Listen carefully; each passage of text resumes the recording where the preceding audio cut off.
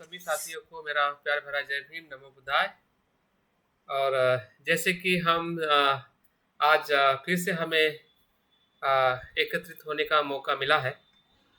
जैसे कि हमारा जो 30 दिवसीय जो course applied Buddhist psychology for happiness और हैप्पी लाइफ, इस विषय को हमने पिछले 30 दिन से हमने अलग अलग अभिधम्म आधारित हमारे जो अनुभव है देखने का प्रयास किया कि हमारा चित्त, मन, विज्ञान और उसके भीतर उत्पन्न होने वाले जो धर्म है उसको कैसे हम देखें। और ये भी हमने फिर से मैं दोहराना चाहूँगा कि हमारा चित्त जो है वो 3 प्रकार से अनुभव लेता है, जिसमें संज्ञात्मक अनुभव है, विज्ञान से आधारित हमारे इंद्रियों के विषय के आधारित जो हमें एक बोध होता है, तो वो विज्ञान का अनुभव है, और प्रज्ञा के आधार पे हम विषय को समझते हैं। तो आज ऐसे ही विषय को थोड़ा हम और एक नए पहलू के तौर पे हम देखने वाले, जिसे हम क्रिटिकल थिंकिंग कहते हैं। अभी क्रिटिकल थिंकिंग और नॉर्मल थिंकिंग और जो हमारे मन में जो विचार आते हैं, उत्पन्न होते हैं, उसी को हम अक्सर बौद्ध धर्म में चैतसिक कहते हैं, या मेंटल इवेंट्स कहते हैं, या मेंटल फैक्टर्स कहते हैं। तो ऐसा कोई क्षण नहीं है जिस क्षण में हमारे मन में विचार उत्पन्न नहीं होते हैं। और आजकल आधुनिक टेक्नोलॉजी से हमें यहाँ तक भी पता चलता है कि हम एक दिन भर में करीबन हम 10,000 से ज़्यादा विचार हमारे मन में उत्पन्न होते हैं। और बुद्ध के अनुभव में तो उससे भी कहीं 17 गुना हमारा चित्त जो है उत्पन्न होके लय होता है। तो जब जब भी चित्त उत्पन्न होता है, जब जब भी मन में विचार उत्पन्न होते हैं, तब तब हमारे मन में गतिविधियाँ है या एक अनुभव जो है हमारे चित्त में उत्पन्न होता है। लेकिन एक विशेष हमें ध्यान रखना है कि जो अनुभव जो है वो हमेशा नया अनुभव होता है। पूर्व अनुभव से वो पूरी तरह से नया होता है, इसलिए उसको अनित्य कहा गया है। भले लगने में, दिखने में हमें एक जैसा ही लगता है कि मुझे तभी भी द्वेष आया था, अभी भी द्वेष आया है, या तभी भी मुझे मैत्री थी, अभी भी मैत्री है, लेकिन दोनों मैत्री में फ़र्क है, दोनों द्वेष में फ़र्क है। तो ये बात अगर हम जान लें तो अपने आप ही हमारी जो विचार करने की जो प्रक्रिया है, विचार करने का जो स्तर है, मतलब बदल सकता है। क्योंकि हम वही मान लेते हैं, इसलिए हमारा सोचने का भी दायरा जो है बहुत ही मर्यादित रहता है कि कल मुझे क्या अनुभव हुआ था या कल मैंने क्या विचार किया था। उसी विचार के आधार पर हम हर एक घटनाओं को देखते हैं और व्यवहार करते हैं, इसलिए हम संसार में या जीवन में ज़्यादा से ज़्यादा दुखी है। लेकिन आजकल मनोवैज्ञानिक या न्यूरो साइंटिस्ट या जो मन के ऊपर जो अध्ययन करने वाले जो विशेषज्ञ है या मनोवैज्ञानिक है, वे लोग भी इस पे काफ़ी अच्छी तरह से रिसर्च कर चुके हैं, कर रहे हैं। तो उसी रिसर्च के आधार पे हमारे बीच में आज जो वक्तव्य होने वाला है, एक स्पेशल टॉक है हमारे लिए। जैसे कि हमारा कार्यक्रम कल ही हमारा समाप्त हो चुका है, जिस विषय पे हमने अभ्यास किया था। लेकिन हमें पता है कि बोधिचित्त माइंडफुलनेस एकेडमी में जो भी हमारे मेंबर्स हैं या फाउंडर मेंबर जो है, वो अलग अलग विषयों में काफ़ी अच्छी तरह से विशेषज्ञ है, पारंगत है। उसमें से ही हमारे बीच में निर्वाणी मेश्राम, जो कि मेरी बेटी भी है, लेकिन साथ साथ में एकेडमी में काफ़ी वो एक्टिव पार्टिसिपेशन है उसका, और हमेशा अपनी उसका जो अभ्यास है या उसका जो अनुभव है, जिस फील्ड से उसने एमए अप्लाइड साइकोलॉजी से किया है गौतम बुद्ध विश्वविद्यालय से, और उसका अप्लाइड बीए दिल्ली यूनिवर्सिटी से हुआ है, और अभी वो कनाडा में हायर स्टडीज़ के लिए वहाँ पे गई हुई है, पीएचडी और आगे की पढ़ाई के लिए। तो निर्वाणी के साथ जो मेरा रिलेशन है as a father, as a daughter, daughter father, लेकिन उससे भी कहीं गुना एक अच्छा रिलेशन हम देखते हैं या हमने इस्टेब्लिश किया है। एक स्टूडेंट टीचर का भी अच्छा रिलेशन है, और साथ साथ में एक फ्रेंडशिप जिसे हम कह सकते हैं कि स्पिरिचुअल फ्रेंडशिप पे हम ज़्यादा फोकस रखते हैं। भले एज ए टीचर करके मैं देखता हूँ अपने आप को, या एज ए स्टूडेंट करके उसको मैं देखता हूँ कि उसकी पढ़ाई कैसी होनी चाहिए, लेकिन फिर भी एक अच्छा इंसान कैसे बनना चाहिए, या एक अच्छा इंसान कैसे होता है। तो वो स्पिरिचुअलिटी को लेके काफ़ी हमारी इंटरेक्शंस होते हैं, या बातें वो समझ पाती है, या वो करने के लिए हमेशा प्रयास कर रही है, जब से उसको अपने आप समझने का एक कॉन्शियसनेस कह सकते हैं। हमने जो चाह देने का प्रयास किया है बचपन में, लेकिन फिर भी जब बच्चा अपने एज में आता है और वो वहाँ से जब अपने आप उस चीज़ को समझ के ग्रास्प करता है, तो मुझे लगता है कि वो रियल एक डेवलपमेंट उस पर्सन में, भले वो हमारा बेटा हो, बेटी हो, या कोई भी पर्सन हो जो हमारे धम्म के या अच्छा इंसान होने के संपर्क में आता है। तो धम्म मतलब कोई ऐसी चीज़ नहीं है कि जो अ, एक कोई ट्रेडिशनल चीज़ हो, या सांस्कृतिक कल्चरल जस्ट वो एक फिलॉसफी हो, बल्कि धम्म एक पर्सनालिटी है, जो पर्सनालिटी को ट्रांसफॉर्म कराता है या एहसास कराता है कि आप क्या हो और आप क्या बन सकते हो।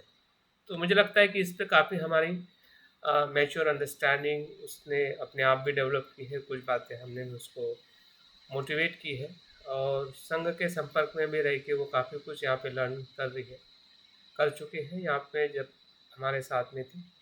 और अभी कनाडा में जाने के बाद में भी वहाँ के जो ऑर्डर मेंबर है, या उसका खुद का जो पर्सनल एकेडमिक स्टडी है, और वहाँ के जो भी स्पिरिचुअल जो फ्रेंडशिप है, उसको भी काफ़ी अच्छी तरह से वो इन्हांस कर रही है। तो ये चीज़ें खुद की उसकी पर्सनल है, जो अपने आप को उसको धीरे धीरे देख पा रही है, अपने लाइफ को समझ पा रही है कि लाइफ में सब कुछ होने के साथ साथ अगर ये चीज़ अगर मिसिंग है तो सब कुछ कोलैप्स है। आपका एकेडमिक हो, पावर हो, मनी हो, और लाइफ का पूरा फाउंडेशन जो है कोई ना कोई कहीं ना कहीं मिसिंग रहता है, अगर लाइफ को ही अगर हम समझ नहीं पाए।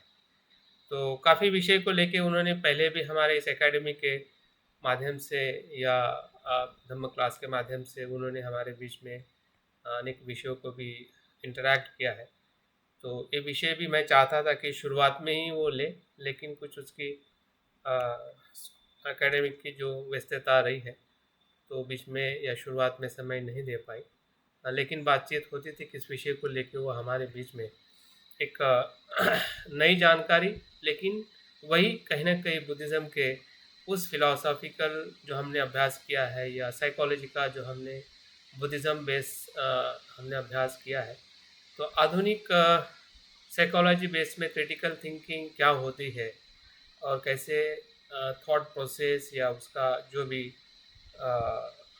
एक्सपीरियंस है, वो हमने कैसे करना चाहिए ताकि हम अपने थॉट्स को जो चित्त में ही निर्माण होता है और हमारे लाइफ में वो मैनिफेस्ट होता है। जो विचार मन में आता है, अगर उसको क्रिटिकली अगर एनालिसिस नहीं करते हैं, तो वो हार्मफुल थॉट हो सकता है या यूज़फुल भी थॉट हो सकता है। लेकिन वो फिर हार्मफुल होगा तो ज़्यादा हार्म करेगा, और जो यूज़फुल होने के बाद में भी उसका ज़्यादा यूजेस हमें नहीं मिलेगा, क्योंकि हमने उस थॉट्स को प्रॉपर तरीके से देखा नहीं है या समझा नहीं है। तो हम 30 दिन में हमने यही प्रयास किया है, और आपके सभी के मनोगत के रिपोर्टिंग से भी हमें जानने को मिला है कि आपने काफ़ी अच्छी तरह से उसमें एक्सपीरियंस लेने का प्रयास किया। तो आज हम निर्वाणी को हम सुनने वाले हैं, जो इस क्रिटिकल थिंकिंग को लेके हमारे बीच में उसका जो अभ्यास है या उसका जो एक्सपीरियंस है, जो अभी उसका है, लेकिन कुछ ही समय में वो हमारा भी होने वाला है, और हम भी जानने वाले हैं उनके शब्दों से और हमारे विज्ञान से। और अगर हम प्रज्ञा से उसको समझ पा रहे हैं, तो प्रज्ञा से भी हमें जानने का इस सत्र में हमें मौका मिलने वाला है। तो आपके तरफ से और एकेडमी की तरफ से उनका बहुत बहुत स्वागत करता हूँ, वेलकम करता हूँ और विनती करता हूँ कि वे अपनी बात को अ, शुरुआत करें, प्रस्तुत करें। जय भीम। निर्वाणी प्लीज। जय भीम, नमोदय सभी को। जय भीम, जय। थैंक यू, बहुत अच्छी तरह से आपने मेरा इंट्रोडक्शन दिया। फिर भी मैं अपना इंट्रोडक्शन फिर से देना चाहूँगी। मेरा नाम निर्वाणी मेश्राम है। मैंने अपना एकेडमी, अपना पूरा पढ़ाई साइकोलॉजी में किया था, मास्टर्स एंड बैचलर्स। फिर उसके बाद जब मैं साइकोलॉजी, जिसको मनोविज्ञान बोलते हैं हिंदी में, तो वो जब मैं कर रही थी उसी टाइम पे मेरे को इंटरेस्ट आया कि मेरे को, जैसे कि ऑफिस वाले जो लोग हैं उन लोग को भी जरूरत पड़ती है, उन लोग के लाइफ में भी बहुत स्ट्रेस होता है ना। तो उस विषय को लेके फिर मैंने सोचा कि ठीक है, आगे जाके कनाडा में आके पढ़ते हैं, उसके बारे में क्या है क्या नहीं। तो अभी उसकी मैं पढ़ाई कर रही हूँ और फिर उसके बाद आगे मेरा पीएचडी के लिए मेरा सोच है। तो जब यहाँ का जो मैं पढ़ाई करवाने का तरीका या करने का तरीका वहाँ से मेरा बदला है, तो उस चीज़ को लेके मुझे रियलाइज हुआ कि अगर मैं कुछ सीख रही हूँ नया, तो लोगों को भी सीखना चाहिए। मैं कम से कम, अगर मेरे को थोड़ा सा भी अगर मेरे को समझ में आता है, तो मैं अपना जो थॉट प्रोसेस है, अपना जो एक्सपीरियंस है, मैं आप तक आपको मैं बता। तो मैंने जब बात हो रही थी, तो पहले पहले हम लोग अप्लाई साइकोलॉजी को लेके विषय रखने वाले थे। तो मैंने बोला कि नहीं, क्रिटिकल थिंकिंग को लेके हम विषय रखेंगे, क्योंकि वो एकेडमिक में ही नहीं बट नॉर्मल लाइफ में भी बहुत इंपॉर्टेंट है, सभी के लिए वो इम्पोर्टेंट। अब ऐसा है कि क्योंकि हमारे टेक्स्ट बुक में, क्योंकि हमारे सिलेबस में हमको बोलते हैं कि हमको पढ़ना ही है, इस वजह से हमें पढ़ना पड़ता है, ठीक है। लेकिन जो वहाँ पे चीजें सिखाई जाती है वो नॉर्मल लाइफ में भी उतनी ही जरूरत होती है उस चीज की, जितनी कि हमें हमारी पढ़ाई में जरूरत है। तो पहला, क्रिटिकल थिंकिंग का हिंदी में डेफिनेशन अगर देना मैं चाहूँ, तो पहला ये होगा कि आपको ऐसे सोचना है। लाइक क्रिटिकल का मतलब ये होता है कि सब लोग को हमेशा ये गलत फहमी होती है कि क्रिटिकल मतलब कि गलत ही है। मतलब आपको कोई कुछ बोल रहा है, इसका मतलब ये नहीं कि वो क्रिटिकल बुरे वे में बोल रहा है। क्रिटिकल का मतलब ये है कि अगर मैं आपको कुछ बोल रही हूँ, अगर मैं सपोज किसी को भी मैं बोल रही हूँ कि आप ये चीज अच्छा नहीं कर रहे, अब वो इंसान क्या सोचेगा वो उसके ऊपर डिपेंड करता है। लेकिन मेरे साइड से अगर मैं उससे कुछ बात कर रही हूँ, उसको मैं कुछ बता रही हूँ, तो उसका मतलब ये है कि मैं उसको एनालाइज कर रही हूँ। एनालाइज मतलब करना, चिंतन कर रही हूँ कि मैं क्या देख रही हूँ उस इंसान के अंदर, और मेरे को क्या उसके अंदर ऐसा पोटेंशियल दिख रहा है, फिर क्या मुझे उसके अंदर ऐसी चीजें दिख रही है कि मैं उसको जाके बता रही हूँ कि ओके, आप ये चीज में अच्छे हो बट आप ये और अच्छा कर सकते हैं। जैसे टीचर हमको बताते हैं, अगर हम टीचर से अगर हम बात कर रहे हैं कोई स्टूडेंट, तो स्टूडेंट टीचर हमेशा या फिर प्रोफेसर उनको बोलेगा कि बेटा आप ये ऐसे कर सकते हैं। लेकिन बच्चों को क्या लगता है कि टीचर हमें डांट रहा है, टीचर हमें पॉइंट आउट कर रहा है कि हम ही गलत है। नहीं, क्रिटिकल थिंकिंग का मतलब ये होता है कि आपका जो पढ़ने का तरीका, लिखने का तरीका, समझने का तरीका लिमिट से आगे होना चाहिए। लिमिट नहीं लगनी चाहिए वहां पे। अगर वहां पे अगर आपने लिमिट लगा दी, तो आप उससे आगे नहीं सोच सकते। तो यही हमारा विषय है कि हमें आगे कैसे सोचना है। और आगे सोचना ही नहीं है सिर्फ, क्योंकि क्या होता है कि लोग आगे सोचते तो है लेकिन फालतू की चीजें सोचते हैं, जो कि कभी होने नहीं वाली और ना ही कभी हो सकती। तो हमें क्रिटिकल थिंकिंग के जरिए हमें ये मतलब समझने को मिलेगा इस लेक्चर में कि आप जो सोच रहे हो वो सोचना फालतू में नहीं जाना चाहिए। आप जो सोच रहे हो उसका कोई मतलब होना चाहिए। आपका, आप जो सोचे उसके पीछे एविडेंस होना चाहिए। आप जो सोचे उसके पीछे रीजनिंग होनी चाहिए। लोग आपको सुने तो उनको लगना चाहिए हाँ, ये बात सही है। अगर मैं भी इस बात बारे में चिंतन करूंगा तो शायद मुझे भी यही रिजल्ट मिलेगा। लेकिन हमेशा ऐसा नहीं होता। हम क्या करते हैं, जैसे कि अभी मैं आपको कुछ बता रही हूँ तो आप मानते रहोगे कि हाँ ठीक है, वो बता रहे, उन्होंने रिसर्च की इसलिए वो बता रहे हैं। तो हम क्या करते हैं, हम वहीं तक सीमित हो जाते हैं। हम खुद नहीं जाते, हम खुद बुक नहीं पढ़ते, हम खुद लोगों से बात नहीं करते, हम खुद चिंतन नहीं करते, हमारा लिमिट वहीं पे लग जाता है। और इस वजह से लोग लाइफ में आगे नहीं बढ़ सकते। तो जो सोचने का तरीका है, खोल दो। सोचना ही, क्योंकि देखो आपने अपनी लाइफ में जो सोच के करना तो आपने कर लिया है, ठीक है, वो ही चल रहा है। जो आपने सोचा था वही चल रहा है। अब अभी अगर अगर अभी आपने नहीं कुछ अलग सोचा तो आपको आप अपनी लाइफ एंजॉय नहीं कर पाओगे। वो लाइफ एंजॉय करने के लिए आपको ज्यादा और ओपन माइंडेडनेस होना चाहिए।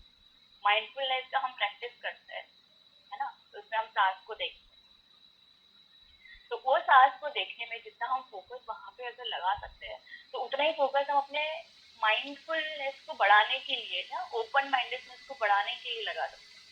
कि अगर मैंने आपको कोई चीज बोली, किसी ने आपको कोई चीज बोली, तो आपको वहां तक सीमित नहीं रहना। अगर डॉक्टर मनीष मेश्राम आपको कुछ बता रहे हैं कि मैंने ये चीजें ऐसी पढ़ी है, मैं आपको बताना चाहता हूँ, वो उनका नॉलेज है। आपका क्या इनपुट है वहां पे? उन्होंने तो बता दिया आपको, उसके बाद क्या? कितने लोगों ने अभी ये पूरा एकेडमिक कोर्स चला है, ठीक है, 30 डेज का, 30 दिन का। अब मुझे बताओ एकदम ईमानदारी से कि कितने लोगों ने जो उन्होंने जो सिखाया उसके बाद जाकर उस चीज से चिंतन किया है, वो अभी तक कर रहे हैं। मुझे एक वॉलंटियर चाहिए जो एक्सपीरियंस अपना शेयर कर सके, फिर मैं अपना आगे लेक्चर बढ़ाती हूँ। कोई ऐसा एकेडमी में से जिसने एक्सपीरियंस लिया हो, जो ले रहा है और जिसको समझ में आया है और जिसने क्वेश्चन किया है कि ओके, इन्होंने मुझे अगर ये बताया है और सही बताया है, ये नहीं कि गलत बताया, क्योंकि उन्होंने भी रिसर्च करके ही आपको पढ़ाया है, लेकिन आपने क्या किया उसको? मुझे एक वॉलंटियर चाहिए, सिर्फ 2 मिनट में दूंगी। यूबीएस गौतम देहरादून से मैडम। हाँ जी, हाँ बोलिए। गौतम देहरादून से। हाँ बोलिए। जैसा सर ने बताया तो मुझे लगा कि वो ठीक है, और उससे पर्सनल हमारे कैरेक्टर में, पर्सनालिटी में और हमारी सुखद जीवन के लिए चेंज आ सकता है। मुझे खुद अपने एक्सपीरियंस से भी लगा। तो वो एज ए टूल्स में उन चीज़ों को कोशिश कर रहा हूँ कि इम्प्लीमेंट करने के लिए, और कुछ अगर नया कुछ ऐसा मिलता है या मिलेगा तो मैं सर के साथ डिस्कस भी उसको अकॉर्डिंगली करता हूँ और इन फ्यूचर भी करूँगा। तो मुझे बहुत अच्छा लगा ये कोर्स, काफ़ी फायदेमंद लग रहा है अभी फिलहाल। आगे और डिस्कस करते रहेंगे सर के साथ। तो काफ़ी खुद का भी डेलिब्रेशन रहता है मेरा अपना। Thank you. तो उन्होंने ये बताया कि उनका सेल्फ रिफ्लेक्शन है वहाँ पे। सेल्फ रिफ्लेक्शन का मतलब क्या है कि आपको जब स्कूल में पढ़ाया जाता है तो जब आप छोटे होंगे तो आपको कुछ टीचर बोलते हैं कि आपको होमवर्क करना है, तो आप बुक खोल के आप सेल्फ रिफ्लेक्ट करते हो कि ठीक है कि मैंने जो चीजें सीखी है, मेरे को जो आज चीजें सिखाई गई है, क्या मैं वो अगर मैं बुक बंद कर दूंगा तो मुझे समझ में आएगी वो? क्योंकि स्कूल में बुक तक ही पढ़ाते हैं, है ना। वो क्या बोलते हैं, बुक है, बुक में से पढ़ो और वहां तक सीमित रहो, है ना। लेकिन हमें क्रिटिकल थिंकिंग हमें क्या एक प्रिविलेज देता है, हमें क्या एक ऐसा पावर देता है कि हम जो बुक में चीजें लिखी हुई है उसको तो हम माने ही, लेकिन उसके बाद हमारा क्या थॉट है उस चीज को लेके, वो हमें लिख के रखना चाहिए या फिर किसी से बात करनी चाहिए, अपने चीजों को शेयर करना चाहिए, अपने एक्सपीरियंस को शेयर करना चाहिए। अगर मैं आपके साथ कुछ शेयर करूँ या आप मेरे साथ कुछ शेयर करो तो शायद कुछ हो सकता है कि मैं कुछ और ज्यादा अच्छा सीख सकती हूँ, है ना। यही अभी जो ऑनलाइन के जरिए जो हम अपने एक्सपीरियंसेस शेयर कर रहे हैं एक दूसरे से। अब ऐसा तो है नहीं कि कोई ये सोचेगा कि नहीं मैं क्यों बताऊं कि मैंने इतना पढ़ा है करके, मैं क्यों बताऊं। ऐसा नहीं, ये थॉट होना ही नहीं चाहिए। आपको इतना ओपन माइंडेड रहना है, आपको इतना लिमिटलेस रहना है कि अगर कोई बच्चा भी अगर आपके पास आके बात करे तो आपके अंदर इतना होना चाहिए कि मैं ठीक है, मैं उससे बात कर सकती हूँ, या फिर मैं उसको कुछ बता सकता हूँ, या फिर मैं उससे कुछ सीख सकता हूँ, या फिर मैं उसको, है ना। तो अपना दिमाग, अपना माइंड को खोलना बहुत जरूरी है, जो कि अभी तक मैं खुद भी अगर अपने अपने आप को कोई सिचुएशन में डाल के देखूं, मेरी बहुत सारी चीजों में रिजिड रहती हूँ कि नहीं ये ऐसा ही होता है, नहीं ये ऐसा ही होना चाहिए, क्या पता ये ऐसा ना हो। मैं यहाँ पे आके मैंने देखा है कि मैंने क्वेश्चन करना सीखा है। क्वेश्चन करना बहुत जरूरी है। हाँ हाँ किसी के हाँ में हाँ मिलाना, लोगों के साथ हाँ में हाँ मिलाना, है ना, या लोग कह रहे हैं हाँ ठीक है करके तो उनके पीछे चले जाना नहीं। आपका क्या आइडेंटिटी है वो आपके ऊपर डिपेंड है। आप किसी को ये नहीं बोल सकते हाँ आपने मुझे ये बताया था इसलिए इसकी वजह से ऐसा हुआ, इसलिए हम ब्लेम करते हैं ना, हमारे स्ट्रेस भी हमें को इसलिए आता है लाइफ में कि आपने की बोला था, इस वजह से मैंने किया, और फिर जब वो एंड रिजल्ट गलत आ जाता है तो फिर हम दूसरे इंसान से बोलते हैं कि आपकी वजह से ये हुआ, लेकिन नहीं। तो क्रिटिकल थिंकिंग सिर्फ एक जगह पे ना रहते हुए बहुत सारी जगहों में आपको काम आएगा। हाँ? तो मैं अपना अभी प्रेजेंटेशन मतलब मैं आपको स्क्रीन शेयर करती हूँ ताकि और चीजें मैं आपको बता सकूँ। हाँ, और लास्ट में एक मैं छोटी सी स्टोरी दिखाऊंगी। तो उस स्टोरी में आपको एनालाइज, आपको बताना है आपके थॉट्स, और वो सबको पार्टिसिपेट करना है। सिर्फ एक एक मिनट का ही आपको बताना है कि आपको क्या समझ में आया स्टोरी में। तो वो लास्ट में करेंगे। ठीक है, मैं स्क्रीन शेयर करूँगी। अब मुझे बताना कि आप लोगों को स्क्रीन दिख रही है कि नहीं दिख रही है।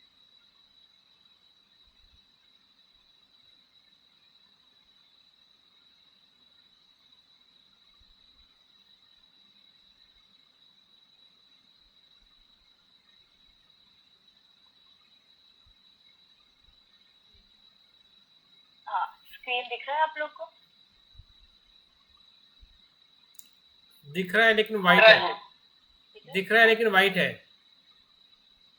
अब वाइट ही दिख रहा है। वाइट दिख रहा है? कुछ दिख रही है प्रेजेंटेशन? हाँ हाँ।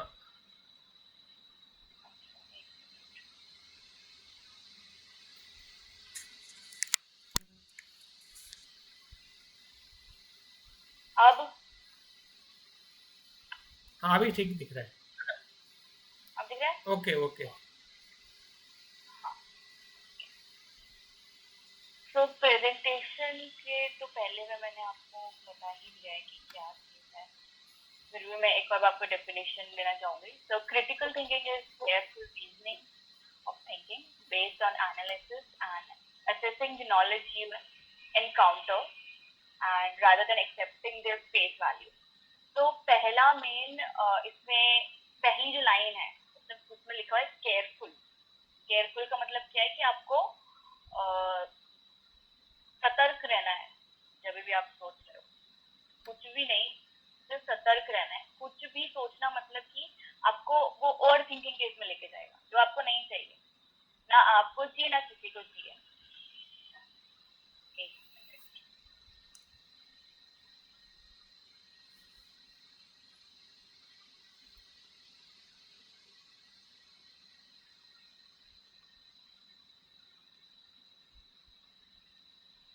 हाँ, तो पहला है केयरफुल, मतलब सतर्क रहना जब भी आपको बात करनी है। अगर आपको जब भी बात करनी है आपको सतर्क रहना है कि आप क्या सोच रहे हैं। सॉरी, सोचने में, बात करने में नहीं, सोचने में। क्योंकि आप सोचने में ही नहीं सतर्क हो तो यहाँ से जो निकलेगा वो शायद आपको भी नहीं पता चलेगा कि आप क्या बात कर रहे हो, है ना। बहुत बार ऐसा होता है, मेरे साथ भी अभी भी होता है कभी कभी कि मैं सोचती कुछ और हूँ और मैं बात कुछ और करूँ। क्यों? क्योंकि हम जो प्रॉब्लम है हम उसको सही से देखते ही नहीं, है ना। जैसे कि अब मुझे किसी इंसान ने बोला कि आपको ये काम करना है, सपोज मेरे मैनेजर ने मुझे बोला या फिर किसी ने मुझे बोला कि आपको ये काम करना है। उसने मुझे बता दिया, मैंने बोला हाँ हाँ ठीक है मैं कर दूंगी। लेकिन जब वो काम करने की बारी आई तब मैं काम नहीं कर पाई। क्यों? क्योंकि मैंने उसको ना सुना, ना सुनने के बाद मैंने उसको सोचा, और ना ही, क्योंकि मैंने सुना ही नहीं तो मैं सोच ही नहीं सकती, है ना। और मैंने सोचा ही नहीं तो मैं समझ ही नहीं सकती, समझूंगी नहीं तो मेरे एक्शन होंगे नहीं, मुझे पता ही नहीं चलेगा कि मेरे को काम क्या करना है, और रिजल्ट तो बिल्कुल भी नहीं आएगा। तो पहले जब आप सोच रहे हो तो आपको सतर्क रह के सोचना बहुत जरूरी है। और दूसरा पॉइंट है कि रीजन, आपकी जो सोच आप सोच रहे हो उसमें की रीजन होना चाहिए। ऐसे ही नहीं कि आप कुछ भी सोचने बैठते हो, नहीं। अब मैं आपको बोलूँ कि जो एल्बर्ट आइंस्टाइन ने जो उनका रिसर्च किया था उसके ऊपर आप सोचो, नहीं, वो सोचने की जरूरत नहीं, जो प्रूवन फैक्ट है। उसने कुछ ना सोचा तब जाके उन्होंने कुछ किया, है ना। उस वैसे वो जो साइंटिफिक हो गया, थेरेटिकल हो गया, नहीं तो मैथमेटिकल चीजें होगी, उसको आपको नहीं करना। उसका आपको सोचने के लिए उसको पहले से लोगों ने सोचा हुआ, लोग कर रहे हैं। लेकिन जो डेली लाइफ में जो चीजें होती है उसके ऊपर रीजनिंग देना बहुत जरूरी है। जैसे कि सास बहू है घर में, ठीक है, कोई लॉज है, तो उन्होंने आपको कुछ बोला है, फिर उन्होंने उनको कुछ बोला, तो उसमें वो चलता रहता है दिमाग में कि क्यों ये ऐसा, क्यों। पर हम क्यों को साइड में रख के हमेशा से दूसरे के ऊपर फोकस करते हैं कि मैं अपना पॉइंट कैसे रखूं, और मैं सामने वाले का पॉइंट कभी नहीं सोचती। तो अपने आप को दूसरे की जगह पे रख के देखना, ये सबसे पहला एंड बेस्ट क्वालिटी अभी तक का जो मैं हमेशा करती हूँ और मैं हमेशा बताती भी हूँ। अब मैं अभी थोड़ा जॉब सर्च में हूँ, तो मैं जॉब के लिए जब भी इंटरव्यू के लिए जाती हूँ तो मुझे सबसे पहले पूछते हैं कि आपको क्वालिटी, आपको क्या। मैं उनको हमेशा इनकी बोलती हूँ कि मैं दूसरों की जगह पे अपने आप को रख के देखती हूँ हमेशा। अगर मैं उस जगह पे होती तो मैं क्या करती, है ना। तो आपका इमोशनल इंटेलिजेंस सबसे हाई होना चाहिए। अभी नहीं होगा बट उसके लिए थोड़ा प्रैक्टिस लगता है कि आपको अपना जो थॉट प्रोसेस है उसको थोड़ा पीछे रख के अपने क्या कहते हैं प्योर सेल्फ को आगे रखना पड़ता है कि अगर मैं उसके जगह पे होता तो मैं क्या करता, है ना। अगर मैं उससे गुस्सा हूँ, ठीक है, और वो किस बात पे मैं उससे गुस्सा, उसको तो कुछ पता, कभी कभी ऐसा होता है कि हमको सामने वाले को पता नहीं होता कि वो क्यों इंसान गुस्सा है, बस हम अपने एक्शंस में, हम अपने तौर तरीके में बता देते हैं हाँ मैं आपसे गुस्सा हूँ। वो बोलेंगे नहीं कुछ, पर उनके एक्शन से पता चलता है। तो अगर इस सिचुएशन में अगर आप हो तो आप क्या करोगे, वो आपके क्रिटिकल थिंकिंग के ऊपर डिपेंड करता है, क्योंकि उसके पीछे आपको रीजन देना पड़ेगा। रीजन मतलब कि मतलब होना चाहिए आपकी सोच के पीछे। हाँ, और तीसरा पॉइंट है कि एनालाइज, जो मैंने आपको बताया, जो आपको चिंतन करना बहुत जरूरी है। देखो सारे वर्ड जितने भी इंग्लिश डेफिनेशन होते हैं उसमें क्या करते हैं, वो एक ही वर्ड के अलग अलग सेम जो वर्ड होते हैं उसको डेफिनेशन में रखते हैं, बताने के लिए सामने वाले को जो पढ़ रहा है कि तो समझ में आना चाहिए कि एक ही चीज है बट वो रिवॉल्व होती है अलग अलग वर्ड्स में। अब अगर कोई एक सिचुएशन है, उस सिचुएशन में अगर आप क्रिटिकल थिंकिंग को रखते हो तो जरूरी नहीं है कि वो दूसरी सिचुएशन में सेम रहे। उसी तरीके से डेफिनेशन होते हैं इंग्लिश के, तो उनके जो वर्ड्स होते हैं वो होते सेम ही है, लेकिन सबका वर्ड सेम होते हैं पर मतलब सभी का एक ही होता है। तो इसमें analysing and assessing the knowledge, मतलब कि आपका जो पहले का जो नॉलेज है उस चीज के ऊपर चिंतन करना। अगर मैंने आपको बोला कि 2+2 5 है, तो आप मुझे क्वेश्चन करोगे ना, क्यों? क्योंकि आपको पता ही 2+2 क्या 4 होता है। तो उसी हिसाब से आपको सारे सिचुएशन में अपने आप को रखना है, अपने थिंकिंग को सामने रखना है। कोई लोग बोल रहे हैं इसलिए आपको नहीं इसे एक्सेप्ट करना है। हाँ, अगर कोई फैक्ट है तो वो बहुत अच्छी बात है, पर फिर भी अगर वो फैक्ट है तो आपको जाके पढ़ो उसके बारे में, देखो, रिसर्च करो, लोगों से बात करो, लिख के रखो, खुद से बात करो। बहुत सारे तरीके हैं इस चीज को क्या कहते हैं इम्प्लीमेंट करने के लिए। हाँ, अब यूनिवर्सिटीज में जो लोगों को क्रिटिकल थिंकिंग, जैसे हमारे जैसे लोगों को हमको बस पढ़ाया जाता है, वो इसलिए पढ़ाया जाता है कि because it shows you, okay. हाँ, तो अब यूनिवर्सिटीज में इसलिए हमें क्रिटिकल थिंकिंग पढ़ाया जाता है ताकि हम खुद के लिए सोच सके, खुद के बारे में सोच सके। अगर हम खुद के बारे में नहीं सोच सकते हम किसी को नहीं जान सकते।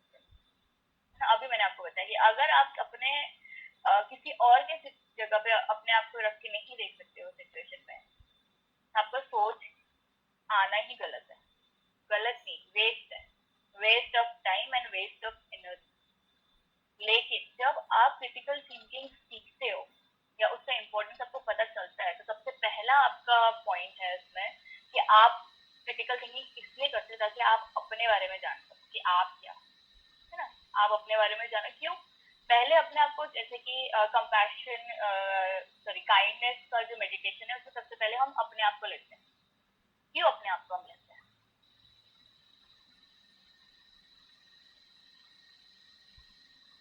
क्यों हम अपने आप को लेते हैं? ये मेरा क्वेश्चन है, कोई भी आंसर कर सकता है। क्योंकि हम स्वयं से ज्यादा किसी से प्यार नहीं करते हैं। क्या? अब एक बार रिपीट करना। जैसे कि आपने पूछा कि पहली पायरी में हम किसको लेते हैं, तो हम स्वयं को लेते हैं, क्योंकि हम स्वयं से ज्यादा किसी से प्यार नहीं करते हैं। नहीं करते रखता है। अच्छा, ठीक है। और कोई?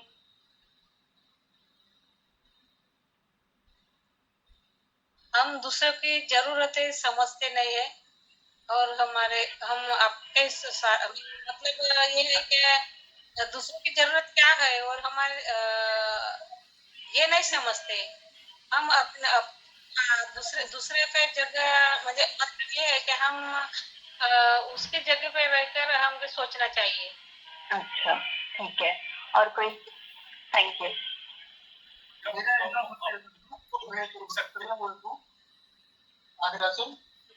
हेलो। हाँ जी बोलिए। हाँ हाँ बोलिए। तो मुझे ऐसा लगता है कि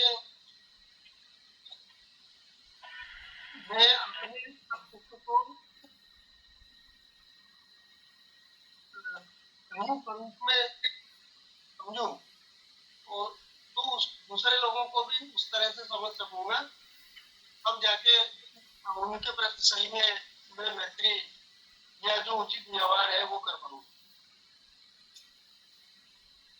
ठीक है। और कोई? पहले हाँ हाँ जी थैंक यू। और कोई? हम अपने आप को नहीं देख सकते तो हम दूसरे को नहीं देख सकते, इसलिए सबसे पहले हम अपने आप को देखना चाहते हैं, अपने आप पे प्यार करेंगे तभी हम दूसरे को देखेंगे। हाँ तो और कोई बताना चाहते हैं?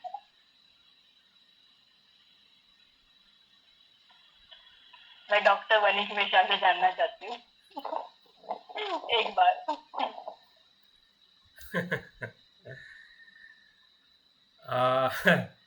वही है जो तुम बताना चाहते हैं कि औरों के जगह पे अपने आप को देखना, तो उसी का एक्सपीरियंस है कि औरों को हम अपने आप पे तभी देख सकते हैं कि हम स्वयं को अपने आप में देखें, क्योंकि स्वयं की जो मैत्री ही है कि जो औरों को अपने जगह पे देख सकती है। अगर खुद की मैत्री अगर हमें नहीं है अपने आप में कि ट्रू लव क्या है, तो औरों को भी हमारे जगह पे देखना या हमको उसकी जगह पे देखना संभव नहीं है। इसलिए मैत्री में पहली प्रगति हमें स्वयं पे करनी है। Thank you.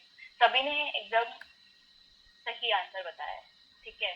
अपने अपने हिसाब से सबने अपना जो एनालाइज है या अपना जो असेसमेंट है खुद को लेके और मेडिटेशन को लेके, उस हिसाब से आप सबने बताया। तो जो पहला वाला जो पॉइंट था केयरफुल थिंकिंग, और दूसरा ये कि जब यूनिवर्सिटी में हमको पढ़ाया जाता है तो हमें क्यों पढ़ाया जाता है, ताकि हम खुद के लिए सोचें। हमें मेडिटेशन में भी क्या सिखाया जाता है कि हम खुद को पहले रखें, है ना, फिर हम किसी और के। अभी क्या हो रहा है कि हम खुद में, मुझे नहीं लगता कोई भी, या फिर होगा भी उनका प्रैक्टिस होगा, वो अपने लाइफ में एक होता है ना कि डे टू डे लाइफ में अगर अपने आप को इम्प्रूव करना है तो अपने हिसाब से अपना रूटीन है, अपना डेली लाइफ है, या फिर लोगों से बात करना है, अपने आप से बात करना, अपने आप को कैसे आप ट्रीट करते हो, जैसे आप अपने आप को ट्रीट करते हो, ट्रीट मतलब कि जैसे आप अपने आप को संभालते हो, है ना। तो जिस वे में आप अपने आप को संभालते हो वो आप डिफाइन कर रहे हैं कि आप लोगों को कैसे संभालते हो, है ना। अगर आप मेडिटेशन में पहले आप अपने आप को रख रहे हो फर्स्ट स्टेज में, फिर उसके बाद अपने फ्रेंड को रखते हो ना, फिर उसके बाद अब सृष्टि, फिर शत्रु, फिर पूरी दुनिया। अब कोई लोग पूरी दुनिया तक जा ही नहीं पाते। कितने लोग अग्री करते हैं मेरे साथ कि जो हमारा जो स्टेजेस है उसमें बहुत बारी ऐसा होता है, मेरे साथ होता है, मैं एकदम ऑनेस्ट रहूँ, कि वर्ल्ड जो लास्ट स्टेज है वहां तक हम जा नहीं पाते। हम या फिर शत्रु में ही घूमते रहेंगे, नहीं तो खुद में ही घूमते रहेंगे। कितने लोग अग्री करते हैं इस बात से? कितने लोगों को लगता है कि हाँ उनके साथ ऐसा होता है? किसी का ऐसा एक्सपीरियंस रहा हो कि जब वो माइंडफुलनेस, सॉरी कंपैशन मेडिटेशन कर रहे, काइंडनेस, और उनके साथ ऐसा हुआ कि एक ही स्टेज पर भटके हो काफी टाइम और आपको पता ही नहीं चला कि टाइम निकल गया? किसी के साथ ऐसा नहीं हुआ, किसी के भी साथ नहीं, कभी भी नहीं। ऑनेस्ट रहो यहाँ पे। नहीं, जिन लोगों के मुझे चेहरे दिख नहीं रहे वो मुझे उनका पता नहीं चल रहा था, और आप मुझे बता दीजिए पहले जितने लोग हैं, किसी का भी एक्सपीरियंस? ऐसा मेरे साथ तो कभी नहीं हुआ निर्वाणी जी कि मैं लास्ट तक नहीं जा पाया, ऐसा कभी नहीं, नेवर कभी नहीं हुआ है। हाँ, और कोई? बहुत अच्छी बात है अगर नहीं हुआ है तो और कोई शेयर करना चाहिए किसी के साथ हुआ हो? किसी को घबराने की जरूरत नहीं है। मेरे साथ होता है ऐसा कभी कभी कि जब हम लास्ट फाइट पे पहुंचते हैं तो लास्ट फाइट पे पहुंच ही नहीं पाते, और हम कभी तीसरी पारी चौथी पारी में अटक के गया, टाइम हुआ तो साथ में तो कई आप बार। तो आपका फोर्थ स्टेज में आप अटक जाते हो कभी कभी। मैं तो कभी कभी भटकती हूँ, नहीं तो हमेशा जाती हूँ आखिरी तक के। कभी तो एक आधी बार होता है वैसा, नहीं तो रेगुलर वैसे ही जाती हूँ आखिरी तक के। तो कौन सा स्टेज में आपको लगता है कि आप सबसे ज्यादा अटकते हो या फिर रहते हो वहाँ पे? नहीं, कभी एक दूसरे में ही हो जाता है। अच्छा, एक या दूसरे पायरी में हो जाता है। हाँ हाँ, बस थोड़ा सा, एक थोड़ा, बाकी पूरा अच्छा चलता है। Very good very good. और कोई मैं- शेयर करना चाहता है? हाँ बोलिए। मैं कभी भटक जाती हूँ कि उनका शत्रु तो कोई नहीं है, पर हम किसी को ले यही हम सोचते रहते हैं और थोड़ा सा टाइम हो जाता है। किसी को शत्रु समझे, किसी को ये भी हम सोचते रहते हैं। हाँ, अच्छी बात है अगर आपका शत्रु नहीं है, बट कभी कभी मेरे साथ ऐसा होता है कि मैं मेडिटेशन कर रही हूँ, ठीक है, और शत्रु में टू बी ऑनेस्ट मुझे सही में कोई नहीं दिखता, ठीक है, कभी कभी मेरा भी उनके जैसे होता है, तो मैं अपने आप को लेती हूँ। ये कभी कभी क्या होता है ना कि आपकी जो सोच है, आपका जो तरीका है दुनिया को देखने का, फिर आपके जो एक्सपीरियंसेस है, उससे काफी बार ऐसा होता है कि आपके गलत डिसीजन से या फिर आपकी थिंकिंग की वजह से आप सफर करते हो। सब लोग अग्री करते हैं इस चीज को लेके कि अगर मैंने कुछ गलत डिसीजन लिया है, ठीक है, या फिर मैंने कुछ गलत किया है, तो उसका मेरे को आगे जाके रिजल्ट मिलता ही है, वो मिलता ही है, सभी को मिलता है। तो मेरे को जब हाँ, तो मुझे जब नहीं मेरे को कोई मिलता है शायद, क्योंकि मेरे को नहीं मिलता कोई, क्योंकि मेरे सभी से अच्छे रिलेशन हमेशा रहे हैं, लेकिन कभी कभी अगर मुझे ऐसा लगता है कि हाँ उस स्टेज पे अगर किसी को रखना है तो मैं अपने सोच को वहां पे रखती हूँ, इंसान को रखना है वहां पे, मुझे पता है, लेकिन मैं नहीं उस चीज को ढूंढ पाती कि कोई कौन ऐसा है जिसको ऐसा हेटेड फीलिंग हो या फिर मेरे को उनके लिए ऐसा हेटेड फीलिंग हो। तो मैं कभी कभी अपने अपने आप को रखती हूँ। फिर मैं जब मेडिटेशन करके निकलती हूँ तो मुझे लगता है कि क्या मेरी तरफ मेरी खुद की हेटेड फीलिंग अभी भी है क्या। तो इस चीज को लेके मतलब मैंने अपने आप को शत्रु की जगह पर रखने के बाद मेरा इतना पॉजिटिव हुआ है कि टू बी ऑनेस्ट मैं अपने वो फर्स्ट स्टेज में ही रहती हूँ, मैं फ्रेंड तक भी नहीं जा पाती। तो देखो, जिस चीज के एडवांटेज है उसी चीज के डिसएडवांटेजेस भी है कि अगर आप खुद से इतना प्यार करोगे आप आगे नहीं बढ़ोगे, आप लास्ट तक जाओगे। कोई लोग बोल रहे हैं कि फर्स्ट से लेके लास्ट स्टेज तक वो जा सकते हैं, ठीक है। अब मैं जब मेडिटेशन करती थी, अब मेरा मेडिटेशन का जो एक्सपीरियंस है, जब मैं 6th-7th स्टैंडर्ड में थी तब से मैं करती थी। अब वहाँ उस टाइम पे क्या था कि उस टाइम पे मेरा मेडिटेशन का जो पावर था या फिर जो टाइमिंग था वो 1 घंटे था, ठीक है, 1 घंटा जितना मैं उनके मम्मी पापा के साथ बैठी थी, तो 45 मिनट तक मैं उनके साथ बैठी। अब जब वो टाइम पे मैं करी तब मैं लास्ट स्टेज पे पहुंच सकती थी। क्यों? क्योंकि उस टाइम पे जो हमारा जो माइंड होता है बच्चे का, या फिर आप भी जब छोटे होंगे उस टाइम पे, ठीक है, तो हमारा माइंड कैसा होता है, खुला होता है। और अभी हमने क्या करके रखा हुआ है, हमने करके रखा हुआ है। लेकिन जब आपको ये पता चलता है कि आप मेडिटेशन करने के लिए बैठ रहे हो, तो हम सबसे पहले क्या करते हैं, हम मन को तैयार करते हैं ना कि मैं अपने मन को तैयार कर रहा हूँ, मुझे भी मेडिटेशन करने के लिए बैठना है, मैं इतने इतने मिनट के लिए बैठने वाला हूँ और इतनी इतनी सारी चीजें मैं फील करने वाला हूँ, ठीक है। तो जब हम अपने दिमाग को क्या कहते हैं प्रिपेयर करके रखते हैं, तो उस हिसाब से हम चलते हैं। अब जब मैं मेडिटेशन करती हूँ कभी कभी, तो मेरा क्या होता है कि जब मैं प्रिपेयर करने की स्टेज पे होती हूँ तो मैं प्रिपेयर कर रही होती हूँ काइंडनेस मेडिटेशन के लिए, बट जब मैं अप्रोच कर रही होती हूँ माइंड लाइक जाने के लिए, तो मैं माइंडफुलनेस में पहुंच जाती हूँ। समझ रहे हो आप कि मतलब कि मैं अपना एक्सपीरियंस इसलिए बता रही हूँ क्योंकि मैं रिलेट कर सकती हूँ, कभी ना कभी किसी ना किसी के साथ ऐसा हुआ होगा, और वो होता ही है, वो बहुत नेचुरल है, उसमें आपको ना शर्माने की जरूरत है, ना आपको कुछ ऐसे करने की जरूरत है कि नहीं मेरे को क्यों नहीं हो रहा। आपको ये क्वेश्चन करना है कि मैं क्यों नहीं कर पा रही, क्यों नहीं हो रहा है।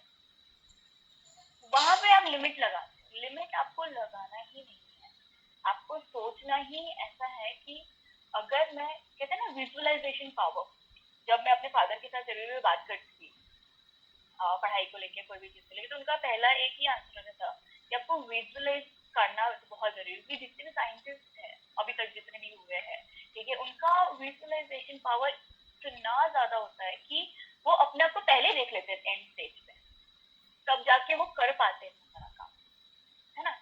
इतना सारा काम जो साइंटिस्ट करते हैं, इतना जो वो सोचते हैं, ठीक है, तो आपका जो विजुअलाइजेशन पावर है, आपका आँख बंद करते ही आपको दिखना चाहिए कि हाँ, ये मैं बहुत अच्छी जगह पे बैठा हूँ, या फिर आपका ऐसा विजुअलाइजेशन सीखना चाहिए। अगर जैसे कि अगर आपको मूवी देख रहे हो, ठीक है, आपको कोई बहुत अच्छा सीन ऐसा लगा, आपको पहाड़ अच्छे लगते हैं, आपको नदी अच्छी लगती है, तो आपको जैसे ही आप आंखें बंद करते आपको विजुअलाइज, तो वो पहला स्टेज आपका विजुअलाइजेशन का हमेशा होना चाहिए जब भी आप मेडिटेशन करें। हाँ, अब क्रिटिकल थिंकिंग में इसका क्या इम्पोर्टेंट है? क्रिटिकल थिंकिंग आपका सेकेंड स्टेज पे आता है। तो अगर आप विजुअलाइजेशन करना सीखो तो क्रिटिकल थिंकिंग आपका इतना इजी हो जाएगा कि आपको पता भी नहीं चलेगा कि आप स्मूथली निकल गए उससे। आप स्मूथली उस प्रॉब्लम से निकल गए, आपने वो प्रॉब्लम को एनालाइज किया, आपने चिंतन किया उसके ऊपर, और आपके पास आपके हाथ में उसका रिजल्ट है। और दूसरा ये कि आपका इमोशनल इंटेलिजेंस आपको अपने आप को हमेशा कभी भी कोई भी सिचुएशन आए, उसका चाहे वो बच्चा हो, बूढ़ा हो, कोई भी हो, मैनेजर हो आपका, कोई प्रोफेसर हो, या फिर आपका हस्बैंड वाइफ है, कोई भी, आपको उसके जगह पे देखना है एक बार, और फिर आप देखो कि आप क्या कर सकते हैं। देखो, हम हर किसी को हेल्प नहीं कर सकते उनके हिसाब से, लेकिन हम थोड़ी हेल्प कर सकते हैं। ये देखिए कि अगर मैं वहाँ पे रहूंगा तो मैं क्या करूंगा, फिर मुझे कैसा लगेगा अगर मुझे कोई कुछ बोलेगा, है ना। तो ये आप, और ये चीजें एकदम से नहीं आती, ये चीजें आप मुझे सुन रहे हो तो एकदम से नहीं आएगा, वो आपको डेली लाइफ में प्रैक्टिस करना पड़ेगी, जैसे आप डेली लाइफ में मेडिटेशन की प्रैक्टिस करते हो वैसे। और मेडिटेशन माइंडफुलनेस उस चीज से सबसे ज्यादा बढ़ाता है, सॉरी कंपैशन, जो मेडिटेशन है वो सबसे ज्यादा बढ़ाता है आपके इमोशनल इंटेलिजेंस।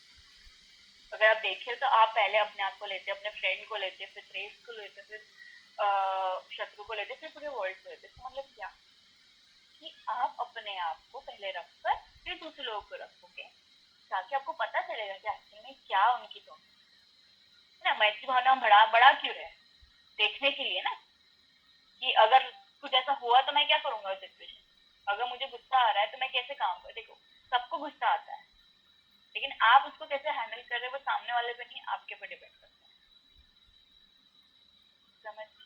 हाँ ना, हाँ ना बोलो, मेरे को कुछ समझ नहीं आ रहा, कि समझ में आ रहा है इसलिए तो। ओके, नाइस, थैंक यू निर्वाणी जी। हाँ एक मिनट शेयर कर, हाँ स्क्रीन दिख रहा है मेरा? हाँ दिख रहा है। अब इसमें थोड़े रूल्स बताए हुए क्रिटिकल थिंकिंग के, कि आप बीइंग एबल टू फॉर्म और टू फॉलो योर आर्ग्यूमेंट। अब अगर आपने कोई बात रखी है किसी के सामने, तो नहीं, आपका जो तरीका है बात, हेलो, कुछ दिखाई नहीं दे रहा है, नहीं दिखाई दे रहा? और कुछ दिखाई दे रहा है।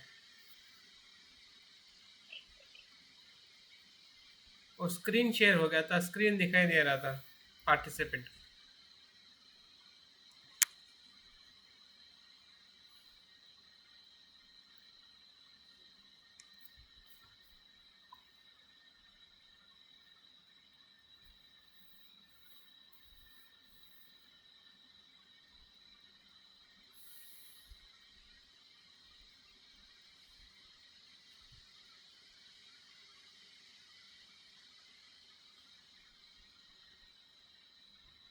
अब दिख रहा है? हाँ ठीक है। तो आप जब आर्ग्यूमेंट करते हो किसी के साथ, या फिर किसी के साथ आप बात करते हो, किसी से आप सहमत नहीं होते, है ना, कभी कभी ऐसा होता है कि आप किसी से बात करते, बच्चे से हो गया, नहीं तो फ्रेंड से हो गया, नहीं तो पड़ोसी से हो गया, तो आपका जो ना बात करने का तरीका है कि आप किस वे में बात कर रहे हो। और हाँ, और तीसरा इम्पोर्टेंट है एक्टिव लिसनिंग, सुनना, अच्छे से सुनो उसको। एक होता है हियरिंग, एक होता है लिसनिंग। और हियरिंग मतलब तो क्या, सुनना, जो आवाज हमें सुनाई देती, जो शोर शराबा में सुनाई देता, हम अटेंशन नहीं देते सुनने पे, है ना। जो सुनाई, अब कोई बाहर कंस्ट्रक्शन चल रहा होगा तो मैं एकदम से ऐसे ऐसे करके नहीं सुनूंगी, क्योंकि मेरे को इम्पोर्टेंट नहीं है इस चीज का। लेकिन जो एक्टिव लिसनिंग है, एक्टिव लिसनिंग का मतलब क्या है कि आपका पूरा अटेंशन होना चाहिए कि क्या बात सामने वाला कर रहा है, वो क्या बोल रहा है। क्योंकि जब तक आप एक्टिव लिसनिंग करोगे नहीं तो आपको प्रॉब्लम समझ में आएगी नहीं, और आप कुछ फिगर आउट नहीं कर पाओगे, आप एनालाइज या चिंतन नहीं कर पाओगे बेसिकली। तो एक्टिव लिसनिंग का अगर ये है कि आपका जो स्पैन ऑफ अटेंशन है वो आपको पता होना चाहिए सबसे पहली बात तो, कि मैं कितने देर के लिए एक इंसान को सुन सकता हूँ। अब जो जो लेक्चर्स होते हैं यूनिवर्सिटीज में वो 1 घंटे के होते हैं। क्यों? क्योंकि वो एवरेज ह्यूमन का स्पैन है सुनने का, उतना ह्यूमन सुन सकता है, इंसान उतने 1 घंटे के लिए सुन सकता है। लेकिन जब हम बहुत सारी चीजों को डेली बेसिस पे अगर हम अपना टाइम ऑफ स्पैन बढ़ाए, जैसे कि डॉक्टर अम्बेडकर, ठीक है, अब उन्होंने इतना पढ़ा तो उनका जो स्पैन ऑफ, उनका अटेंशन ऑफ स्पैन जो था वो उन्होंने वहां तक लिमिट रखा होता तो मैं आपको पता ही है, अगर उन्होंने लिमिट रखी होती तो हम भी लिमिटेड ही होते, है ना। उन्होंने लिमिट नहीं रखी, उन्होंने अपने ना क्रिटिकल थिंकिंग को भी लिमिट नहीं रखी, है। उन्होंने अपने टाइम, अपने स्पैन ऑफ अटेंशन को भी लिमिट नहीं रखी। उनका ओपन माइंडेडनेस इतना था कि उन्होंने कोई भी चीज को लिमिट नहीं रखी, है ना। तो आपका जो स्पैन ऑफ अटेंशन है या फिर स्पैन ऑफ लिसनिंग है वो तब बढ़ेगा जब आप एक्टिव लिसनिंग स्टार्ट करोगे ना अपने डेली लाइफ में। आपने अभी तक नहीं किया है ना एक्टिव लिसनिंग। एक्टिव लिसनिंग के लिए थोड़ी एक्सरसाइजेज होती है जो करना जरूरी होता है। जैसे कि आप मूवी देख रहे हो, अब आप मूवी थिएटर में जाते हो तो आप एकदम 3 घंटे के लिए अटेंशन से सुनते हो। कभी कभी गाने तो हम नहीं सुनते, अब वो कोई अच्छी चीज कोई बता रहा है तो हम अटेंशन से सुनेंगे, कब तक कि जब तक आपका इंटरेस्ट। अब वो दूसरी चीज है, उसको कहते हैं सिलेक्टिव अटेंशन। आप उसी टाइम उसी चीज को अटेंशन देते हो जो आपसे इम्पोर्टेंट चीज है। अगर आपको कोई चीज अच्छी लग रही है, अभी आपको अच्छा लग रहा होगा मेरा बात सुनना, आप सुनोगे, लेकिन अभी मैं कुछ और टॉपिक पे जंप करूंगी तो आप नहीं सुनोगे क्योंकि आपका इंटरेस्ट नहीं है वो। तो सिलेक्टिव लिसनिंग और एक्टिव लिसनिंग, सिलेक्टिव लिसनिंग तब होनी चाहिए जब आपको सही में पूरे टॉपिक के बारे में पता है।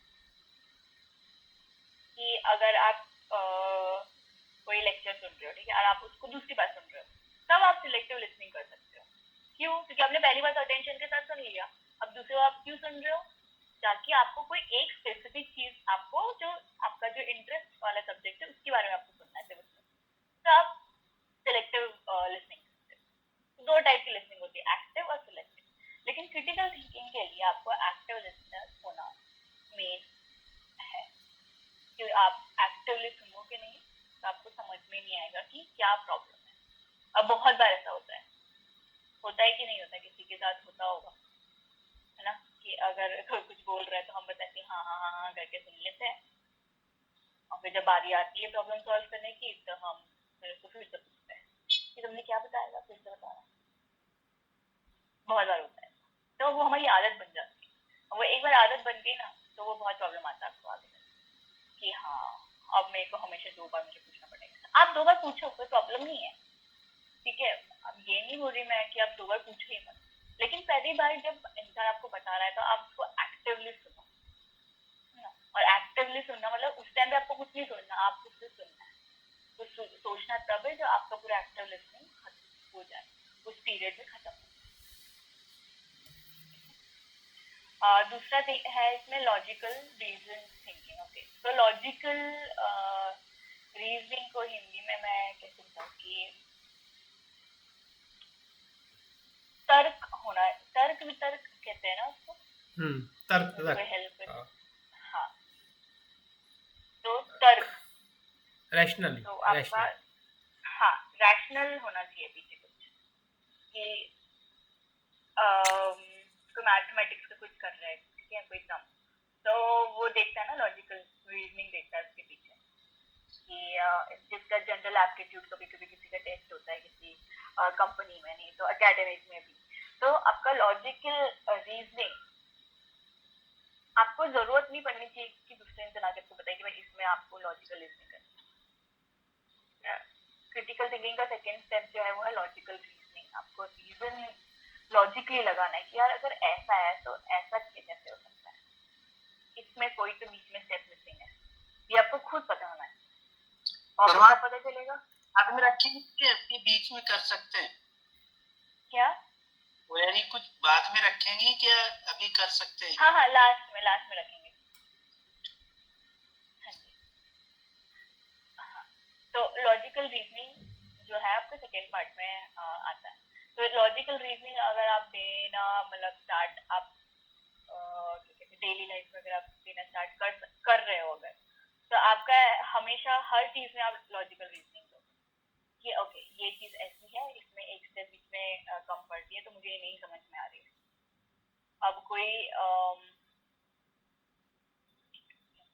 अब माइंडफुलनेस आप मेडिटेशन कर रहे हो, ठीक है। हाँ, अब मेरे साथ क्या होता है कि जब मैं माइंडफुलनेस मेडिटेशन करती हूँ तो मेरी कभी भी सांस फूलती है, तो मैंने उस चीज के ऊपर काम किया, मैंने लॉजिकल रीजनिंग किया उसमें कि क्या ऐसा प्रॉब्लम है।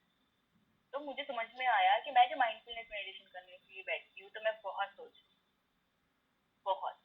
अब क्या है कि आपका जो ब्रेन है, ठीक है, आपके जो हॉर्मोन्स है ब्रेन के अंदर, आप अगर सोचोगे और उसकी वजह से आपका जो रेस्पिरेटरी सिस्टम है उसमें डिस्टर्बेंस होती है और डाइजेस्टिव सिस्टम में प्रॉब्लम होती है। ये दो चीजें होती है मेन, पर मुझे रेस्पिरेशन की प्रॉब्लम था, तो उस चीज को मैंने लॉजिकली उस चीज को पिन पॉइंट कि अगर मैं माइंडफुलनेस मेडिटेशन करी तो कभी कभी मेरे साथ स्टेप होती है क्योंकि मैं कुछ ज्यादा ही सोच रही होती ना कि मैं मतलब मैं सोचने के ऊपर फोकस ज्यादा है, मेरा ब्रीदिंग पे फोकस नहीं। तो मैंने उस चीज को मैंने सोचा कि कुछ तो ऐसा मैं मिसिंग कर रही हूँ बायोलॉजिकली कि मेरे को नहीं समझ में आ रहा। फिर मुझे समझ में आया कि बायोलॉजिकली नहीं, साइकोलॉजी है ना। हर चीज हमेशा बायोलॉजिकल रीजन नहीं होता, बायोलॉजिकल रीजन आपका रिजल्ट होता है। जो आपका फर्स्ट एंड फॉरमोस्ट आपका जो रीजन होगा कोई भी प्रॉब्लम का वो साइकोलॉजिकल होगा। आप कुछ भी ले लो, कुछ भी, ठीक है। इवन अगर किसी को लीवर में प्रॉब्लम है, ठीक है, मुझे इतना नहीं पता क्योंकि मैं एमबीबीएस मैंने नहीं किया हुआ, लेकिन आपका जो स्ट्रेस हार्मोन एक बार अगर रिलीज होना स्टार्ट हो गया ना बॉडी में, आपका बॉडी वो रून करके रख देगा। इतना पावरफुल होता है स्ट्रेस हार्मोन, कॉर्टिसोल हार्मोन इसको कहते हैं, स्ट्रेस हार्मोन। तो उस चीज को लेके मैंने रीजनिंग किया। तो आपका भी हर चीज को लेके एक रीजनिंग होना चाहिए कि उसके पीछे का जो तर्क वितर्क है वो आपको करना आना चाहिए। अब वो चीजें क्या है कि अगर आप सीखोगे तो अपने बच्चे को बता सकते हो, और वो बच्चा अगर एक बार समझ जाए, अगर हम छोटी एज में हम बच्चे को बता दें तो आगे जाके उसका जो थिंकिंग प्रोसेस है वो बहुत अलग होगा सबसे। क्योंकि बच्चे आपने देखे होंगे मैथ्स के होंगे, नहीं तो साइंस के होंगे, नहीं तो बहुत सारे सब्जेक्ट्स के होते हैं कि वो अपना खुद का मेथड भी निकालते हैं कभी कभी। कैसे करते हैं वो? इसी से लॉजिकल रीजनिंग से वो क्वेश्चन करते हैं कि ये ऐसा है तो ऐसे भी तो हो सकता है, तो उनके हिसाब से अपने कन्वीनियंस के हिसाब से अपने न्यू मेथड निकालते हैं मैथमेटिक्स, इवन साइंस में कभी कभी। या फिर कभी किसी को अगर पब्लिक स्पीकिंग में डर लगता है, जैसे मुझे बहुत डर लगता था, किसी को भी लगता होगा स्टेज पे जाके बात करना। मैं स्कूल में मैंने बहुत कम पार्टिसिपेट करी, तो जब मुझे मेरे फादर ने अपॉर्चुनिटी दी कि नहीं आपको बात करनी है, आपको ही बात करनी है इस बारे में, कोई आपको सपोर्ट नहीं करेगा, आपको जाना है, आपको लोगों से बात करना, आपको इंटरेक्ट करना है, तो ठीक है करके देखते हैं। उस चीज को लेकर भी मैंने लॉजिकल रीजनिंग किया था उस टाइम पे कि क्या ऐसा प्रॉब्लम हो रहा है मुझे कि मैं जाके मतलब मेरा गला सूखना है ना, मेरा बहुत गला सूख जाता था जब मेरे को बात करने की बात आती, या फिर शर्माना। तो ये सारी चीजें जो थी वो मेरे अंदर थी काफी टाइम तक। लेकिन जब मैंने उसका लॉजिकली रीजन लगाया कि ओके कि मेरे को प्रॉब्लम ऐसा है कि मेरे को ऐसा लगता है कि लोग मुझे जज करेंगे, ये था मेरा कि लोग मेरे बारे में क्या सोचेंगे अगर मैं ऐसा बात करूंगी तो। वो फिर से साइकोलॉजी कि लोग मेरे बारे में क्या सोचेंगे, लोग मेरे बारे में अच्छा सोचेंगे कि बुरा सोचेंगे, है ना। तो उस चीज को मैंने लॉजिकल रीजनिंग किया, तब जाके मैं इतना भी आपके सामने बात करता हूँ। इवन यहाँ पे भी क्लासेस में भी जो हमको प्रोफेसर पूछते हैं क्वेश्चन तो वो नाम लेते हैं सबका। तो पहले मुझे बहुत डर लगता था कि यार मेरा नाम लेंगे तो मैं क्या बोलूंगी, बट अब क्या है कि ठीक है, अब पता है मुझे कि क्या करना है क्या नहीं करना। तो आपको अपने सिचुएशन को एनालाइज करना आना चाहिए और उसके पीछे तर्क वितर्क आपको लगाना आना चाहिए। थर्ड पॉइंट है कि हाँ, ये मैंने आपको बता दिया कि information knowing when to take information at face value and when to challenge. आपको पता होना चाहिए कि कब आपको इन्फॉर्मेशन लेनी है और कब आपको उस इन्फॉर्मेशन को चैलेंज करना है। जैसे कि मैंने आपको पहले बताया कि साइंटिफिक चीजों का आपको चैलेंज करने का मतलब नहीं है कि वो हो चुकी है पहले, लेकिन जो चीजें नहीं है जो आपकी डेली लाइफ में हो रही है वो आप उसको चैलेंज कर सकते हैं और आप उसका पूरा कंटिन्यूएशन प्रोसेस भी कर सकते हैं जब तक आपको अपना रिजल्ट नहीं मिलता है। Analysing and evaluating the information, selecting the right information for the task. अब एनालाइजिंग एंड इवैल्यूएशन एक ही मतलब होता है दोनों का, ठीक है। तो आपका जो इंफॉर्मेशन है उसका आप कैसे चिंतन आपको करना है उस इंफॉर्मेशन को लेके कि क्या है वो इंफॉर्मेशन जो आपके पास आई हुई है, और आपको क्या कौन सा नॉलेज वहाँ पे लगाना है, मतलब कि आपके पास क्या चीज ऐसी इंफॉर्मेशन को क्या कहते हैं हिंदी में? जानकारी। हाँ, जानकारी आपके पास आई है, ठीक है, और उस जानकारी को लेके आपको पता करना है पहले कि क्या जानकारी है वो, और वो जानकारी के साथ साथ मेरा क्या नॉलेज है। अगर बुद्धिज्म के ऊपर कोई जानकारी आपको कोई दे रहा है तो आपको बुद्धिज्म के ऊपर नॉलेज है तो आप वो टास्क कर सकते हो, या फिर आप तीसरे इंसान को भी बता सकते हो। लेकिन आपका किसी चीज जैसे कि साइकोलॉजी को लेके हो गया, मनोविज्ञान को लेके हो गया, नहीं तो MBBS को लेके हो गया, नहीं तो मेडिकल साइंसेस को लेके हो गया, इसका बारे में आपको कुछ नहीं पता, तो पहले क्या करोगे, आप एनालाइज करोगे कि मैं कहाँ कम पढ़ रहा हूँ, फिर उसके बाद आप नॉलेज गेन करोगे, फिर टास्क करोगे। लेकिन अगर आपको पहले से जानकारी पता है, पहले से ही आपको पता है कि क्या चीजें होने वाली है और आपको नॉलेज है, तो आप आराम से अपना टास्क बिठा सकते हो कि मेरे को इस बार क्या करना है। तो एनालाइज करना जरूरी है कि आपके पास कौन सी इंफॉर्मेशन है, कौन सी इंफॉर्मेशन नहीं है। जो इंफॉर्मेशन है उसकी नॉलेज आपके पास अगर है तो आप वो काम कर सकते हो। अगर आप उसके बारे में जानकारी नहीं, तो नॉलेज नहीं है, तो आपको जाके रिसर्च करनी है, देखना है कि कैसा उस चीज को मैं आगे सीख सकता हूँ, ताकि मैं वो जो टास्क मुझे दिया हुआ है मैं कर पाऊंगा या कर पाऊंगी कि नहीं आगे। और रुकना नहीं है आपको, कोई नहीं है अभी आपके आगे, मुझे ऐसा सोचना है और आपको बस डाल देना अपने आप को नई सिचुएशन में कि ठीक है, अगर मेरे पास ये सिचुएशन आई तो मैं क्या करूँ। Understanding issues from perspective other than your own. अभी मैंने आपको बताया कि आपका इमोशनल इंटेलिजेंस अगर हाई रहेगा तो आप लोगों का पर्सपेक्टिव जान सकते हैं। पर्सपेक्टिव की मतलब उनका पॉइंट ऑफ व्यू जान सकते हैं, मतलब कि लोग क्या सोच रहे हैं, उनका पॉइंट ऑफ व्यू मतलब लोग सोच रहे, मतलब कोई गलत वे में नहीं, कि उनका क्या नजरिया है चीज को देखने का, मेरा क्या नजरिया है इस चीज को देखने का। अगर क्रिटिकल थिंकिंग आप करोगे तो आपको सबसे जो मैंने आपको सेकंड मतलब पहले बारे में ही बता दिया कि अगर आप अपने आप को रख के देखते तो आप दूसरों का जो पर्सपेक्टिव है वो आप समझने की कोशिश कर सकते हो। Your writing should be okay. तो आपका जो अब क्या है कि क्रिटिकल थिंकिंग तो हो गया आपके बात करने में कि आप क्या सोचोगे तो आप क्या बात करेंगे। अब लिखने में भी कभी कभी ऐसा होता है, कोई एकेडमिक वाला हो या फिर कोई यहाँ पे ऑथर है, आप बुक्स जो लिखते हैं या फिर कभी कभी डायरीज लिखते हैं ना, तो उसके अंदर आपका जो लिखने का तरीका है वो आर्ग्यूमेंटिव होना चाहिए। आर्ग्यूमेंटिव मतलब कि कोई आपने स्टेटमेंट लिखा, उसका आपके पास लॉजिकल रीजनिंग और उसका रिजल्ट और आप क्या काम कर रहे हो उसके ऊपर, वैसा आपका लिखना होना चाहिए, ना कि डिस्क्रिप्टिव। डिस्क्रिप्टिव मतलब कि एक्सप्लेनेशन वाला नहीं होना चाहिए, आपका आर्ग्यूमेंटिव होना चाहिए, मतलब कि आपके पास एविडेंस होना चाहिए, लॉजिकल रीजनिंग होना चाहिए कि इस चीज का ये नहीं हो रहा तो ये ऐसा होता है। वैसे आपका लिखने में भी होना चाहिए, ना ही सिर्फ बात करने में, ना ही सिर्फ पढ़ने में, क्योंकि पढ़ने में भी कभी कभी जो ऑथर्स जो चीजें लिखते हैं तो उनका डिस्क्रिप्टिव राइटिंग होता है, मतलब कि वो बहुत ज्यादा एक्सप्लेन करते हैं ना चीजों को। आपने बुक देखी होगी, काफी सारी पढ़ी भी होगी। तो आर्ग्यूमेंटिव वो लोग करते हैं जो क्रिटिकल थिंकिंग वे में जो बुक्स लिखते हैं, जैसे कोई क्रिटिकल थिंकिंग के ऊपर लिख रहा है, कोई रिसर्च बेस पे लिख रहा है, कोई साइंस के ऊपर लिख रहा है। इवन मेडिटेशन में भी आपको एविडेंसेस देने पड़ते हैं जब आप बुक या कुछ पेपर आप लिख रहे हो तो आपका जो राइटिंग वो आर्ग्यूमेंटिव होना चाहिए, ना कि डिस्क्रिप्टिव। किसी को डाउट्स है पूछ सकते हैं।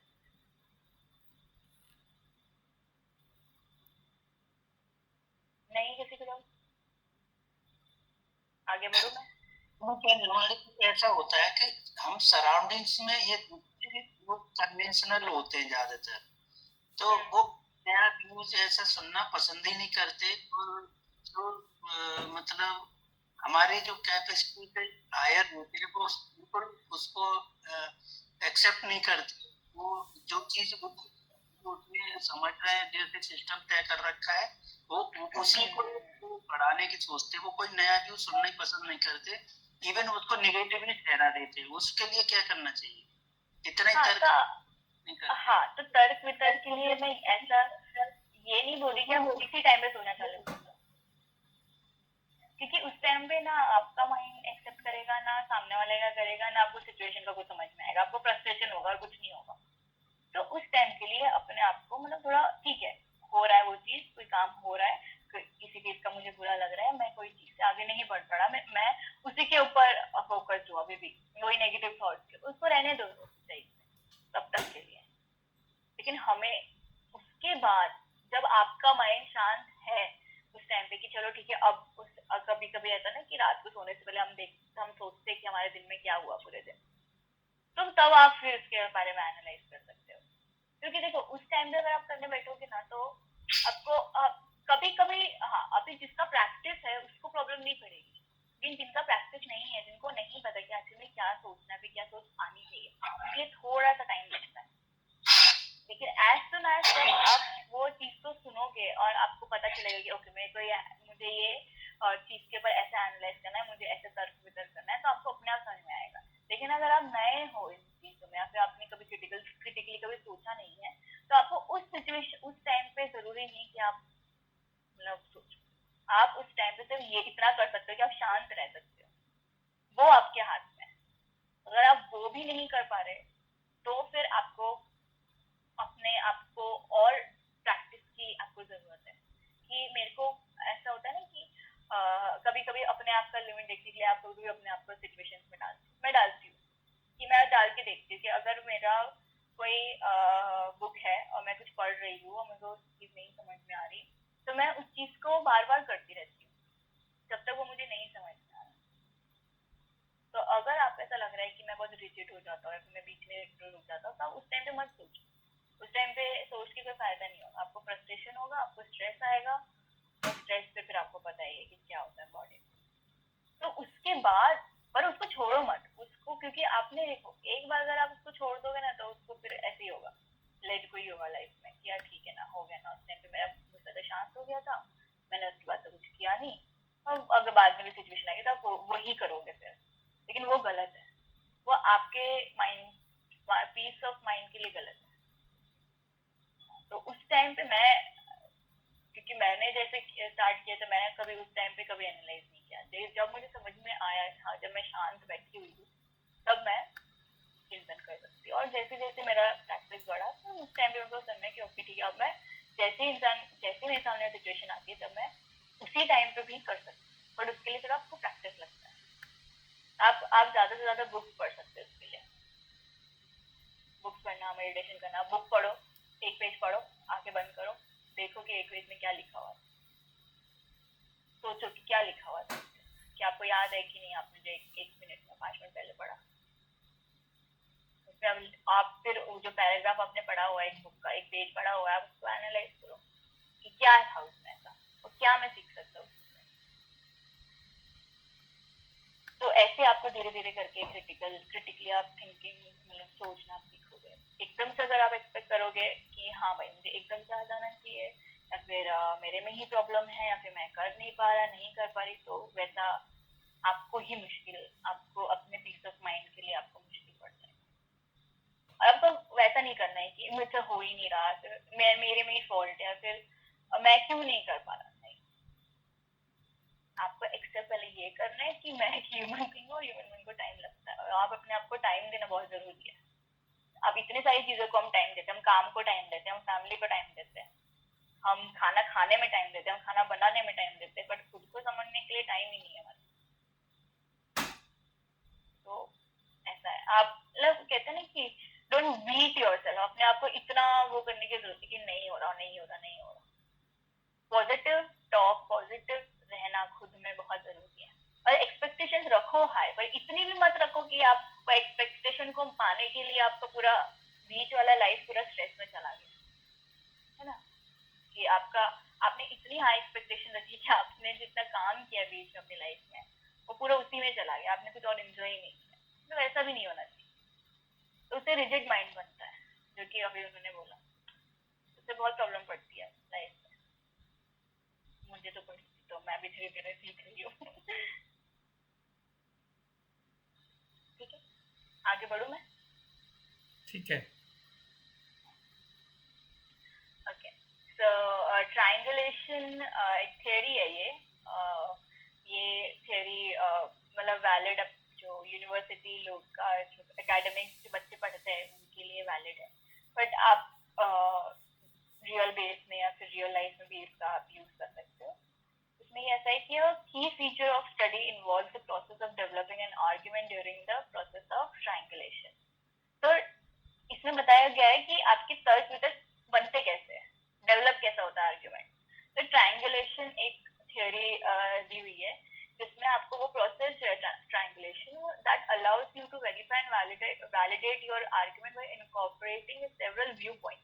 मतलब कि अगर आपको आर्ग्यूमेंट डेवलप करना है, ठीक है, एक वे में, तो आपका जो वे होगा, आपका जो तरीका होगा, वो आपको हेल्प करेगा कि अगर मैं यहाँ से यहाँ पे जाऊंगा तो मुझे ये मिलेगा, मैं यहाँ से यहाँ जाऊंगा तो मुझे ये चीज मतलब मैं अचीव करूंगा, अगर मैं यहाँ से तो ये चीज अचीव करूंगा। एक प्रोसेस होता है ना डिपेंडेंट इंटरडिपेंडेंट। हम एक दूसरे पे इंटरडिपेंडेंट है ना लाइफ में, हम इंडिपेंडेंट है लेकिन सर्टन चीजों में, लेकिन जो ह्यूमन लाइफ है इंटरडिपेंडेंट है।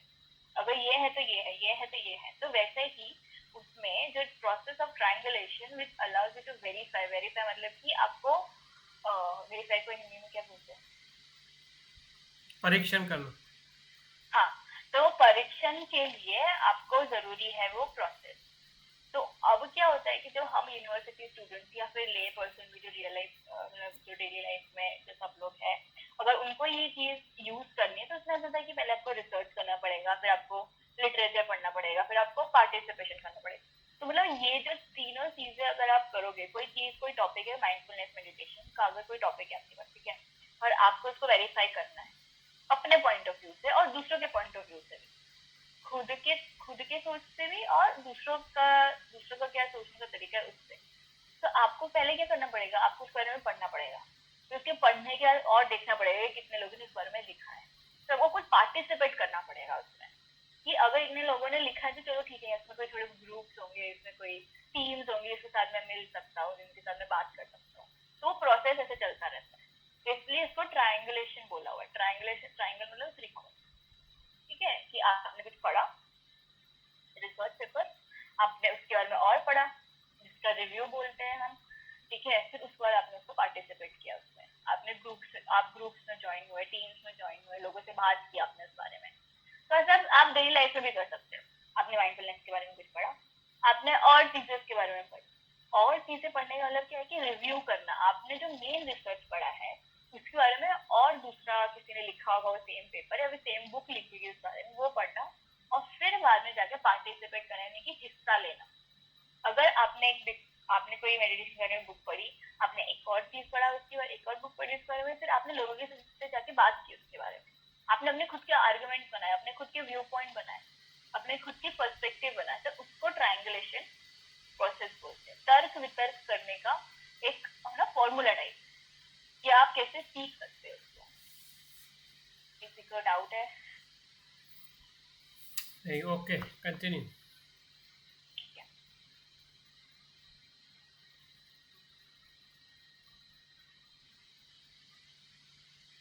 तो इसमें ये है कि हमारा जो फेक न्यूज है बहुत चलती है, fake news even real life में भी चलती है। अभी आजकल साइबर फेक न्यूज बहुत चलती है कि व्हाट्सएप पे कोई लिंक आती है, पे मत करो, क्लिक मत करो, या आपके मेल पे कुछ आ रहा था उसको एकदम से वेरीफाई मत करो, उसके ऊपर उसको मैसेज मत करो। तो ये सारी फेक न्यूज है। तो how do we know what a fact is, मतलब हमको कैसे पता चलेगा कि फैक्ट क्या है ना? फैक्ट मतलब कि साइंटिफिक फैक्ट, तथ्य, हाँ तथ्य, सच्चाई। हाँ, तो हाँ सच्चाई, ये सच्चाई क्या है, तो वो आपको जानना, वो हम कैसे जानेंगे, how do we know what a fact, मतलब हमको कैसे पता चलेगा ये वो सच्चाई की नहीं है ना? कि मैं आपको बता रही हूँ क्रिटिकल थिंकिंग के बारे में, तो आप कैसे मान लोगे कि ठीक है निर्वाणी जो बता रहे हैं वो सच है कि नहीं? तो वो आपको क्वेश्चन आना चाहिए हमेशा। तो अगर आपको क्वेश्चन आता है, उसको आपको फाइंड आउट करना, आपको देखना है कि क्या सच है, तो आपको क्या क्या चीजें ध्यान में रखनी पड़ेगी।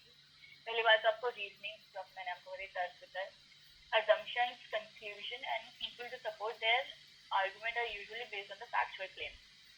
अब जो लोग बात करते हैं, जैसे मैं भी आपसे बात कर रही हूँ, मैं आपको कुछ बता रही हूँ, तो मैंने भी कुछ पढ़ा है फिर ही मैं आपको बता रही हूँ, है ना? ऐसा तो नहीं है कि मतलब मैंने कुछ पढ़ा नहीं, या फिर मैंने रिसर्च नहीं किया, फिर मैंने कुछ इस बारे में और एनालाइज नहीं किया, ऐसा नहीं है।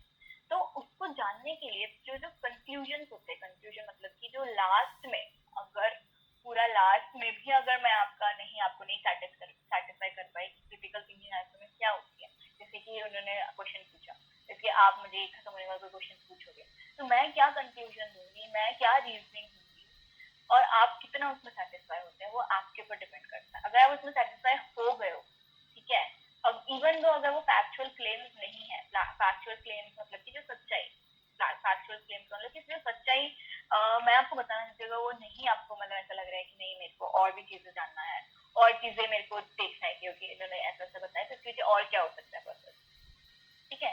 तो आप मेरे कंफ्यूजन, मेरी जो रीजनिंग जो मैं आपको बता रही हूँ अपने एग्जाम्पल, उसके जरिए से आप एनालाइज करोगे, ओके ठीक है, अगर ये मुझे एग्जाम्पल दे रहे हैं, मतलब मैं अगर ये मुझे एग्जाम्पल दे रही है, या फिर ये मुझे रीजनिंग बता रही है, या फिर इसमें जो लास्ट में ये बताएंगे, क्या मैं उससे सेटिस्फाई हो रहा हूँ कि नहीं, तो आप उस तरीके से आप जान सकते हो कि आपका जो फैक्चुअल, जो आपका जो फैक्ट मैं आपको बता रही हूँ, जो आप सच में आपको बता रही हूँ, वो क्या मतलब कैसे मैं उसको वेरीफाई करूँ क्योंकि ये सच है कि नहीं है। तो वो इन सारी चीजों से पता चलता है, कंफ्यूजन हो गया, रीजनिंग हो गया, अजम्पशंस हो गया, जिसमें मैं जो अपने आर्ग्यूमेंट रख रही हूँ आपके सामने, जो मैं अपनी चीजें, अपनी जो पढ़ाई की चीजें हैं या फिर जितना मैंने पढ़ा है वो आपको बता रही हूँ, तब वो खुद एनालाइज कर सकते हो। तो ये 3 चीजें इंपॉर्टेंट होती है इसमें, कंफ्यूजन हो गया, कंफ्यूजन मतलब कि जो लास्ट में, सबसे लास्ट में बताया जाता है वो समरी टाइप जो होती है, और दूसरा ये कि जो तर्क वितर्क होता है, अजम्पशंस को क्या बोलते हैं हिंदी में? पूर्वानुमान, हाँ पूर्वानुमान, एग्जाम्पशन, हाँ, अनुमान, assumption, अनुमान, वो अनुमान। अनुमान, हाँ वो। तो ये 3 चीजों से आपको पता चलता है आपका आर्ग्यूमेंट, आप अपना आर्ग्यूमेंट को सपोर्ट करते हो, और वो आर्ग्यूमेंट जो सपोर्ट आप कर रहे होते हैं वो होता है फैक्चुअल क्लेम्स पे। तो जो चीजें मैं बता रही हूँ, तो मैं जितनी भी चीजें आपको अभी तक बता रही हूँ, वो इन तीनों चीजों के ऊपर डिपेंड करती है। और दूसरा पॉइंट है कि आपका, so the first question to ask is can I verify this fact, जो मैंने आपको बताया। तो आपका पहला क्वेश्चन क्या होना चाहिए कि मैं ये वेरीफाई कर सकता हूँ कि नहीं कर सकता हूँ, जो निरुपमा बता दिया कि नहीं बता, ठीक है, जो कि आप क्वेश्चन के थ्रू करोगे या जो कर रहे हो। क्वेश्चन, इसका क्वेश्चन पूछना ही मतलब वेरिफिकेशन, ठीक है। और वेरिफिकेशन की अगर क्वेश्चन की बात करें तो मैं आपको सेटिस्फाई नहीं कर पा रही, तो आपको खुद जाकर नेट पे हो गया, नहीं तो बात करके हो गया, नहीं तो बुक पढ़ के आप उसको और सीख सकते हो। If you cannot verify the fact, that is an assertion, which is a statement that has no evidence to back. Okay, अगर आप नहीं उसको वेरीफाई कर पा रहे, अगर आप नहीं बता पा रही कि क्या सच है, तो आपका जो स्टेटमेंट आपने दिया हुआ है उसके पीछे आपका जो एविडेंस है वो उसके पीछे कोई एविडेंस नहीं होगा। जैसे कि मैं आपको कुछ बता रही हूँ, ठीक है, अब मैं आपको ये वीडियो, सॉरी ये पीपीटी, इसका पीडीएफ अगर मैं आपको शेयर नहीं करूंगी, तब मुझे आप बोलोगे कि हाँ मेरे को वेरीफाई करना है, आप मुझे पीडीएफ भेजो ताकि मैं देख सकूँ कि आपने कहाँ से लिया हुआ है, आपने कैसे बनाया है, और मैं भी और इसके बारे में पढ़ सकूँ, ठीक है। अगर आप वेरीफाई नहीं करोगे, तो वेरीफाई करना इसलिए इम्पोर्टेंट है, आपको जानना इम्पोर्टेंट है उसके पीछे एविडेंस क्या है, उसके पीछे तर्क वितर्क क्या है ना। इस वजह से आपको वेरिफिकेशन बहुत सबसे मेन पॉइंट है कि वेरिफिकेशन करना आपको बहुत जरूरी है। आपको इसलिए नहीं मान लेना है क्योंकि वो बोला गया है ना, क्योंकि वो फैक्चुअल है, इसलिए नहीं। फैक्चुअल चीजों को भी आप कभी कभी क्वेश्चन कर सकते हो। The greater the quality and the quantity of the evidence supporting a claim, the more we can depend on it. तो जितना ज्यादा क्वालिटी और क्वांटिटी, क्वालिटी मतलब कि कुछ मैं आपको बता रही हूँ, तो आपको क्वालिटी को हिंदी में क्या बोलते हैं? गुणवत्ता। हाँ गुण, सॉरी, हाँ।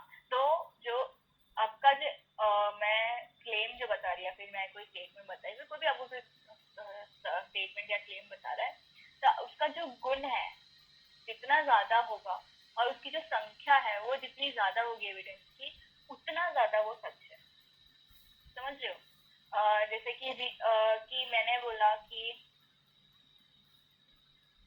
साइकोलॉजी में 2 चीजें होती है, एक होता है साइकोथेरेपी, एक होता है और cognitive therapy, sorry cognitive psychology.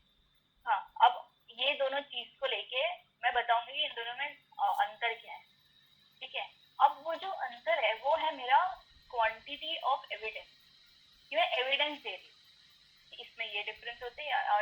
कितना, ठीक है। तो जितना ज्यादा आपके पास एविडेंस उतना ज्यादा वो सच, जितना कम एविडेंस उतना वो कम सच। तर्क वितर्क जितना ज्यादा उतना ज्यादा वो जो भी आपको इंसान जो कुछ भी बता रहा है वो सही है।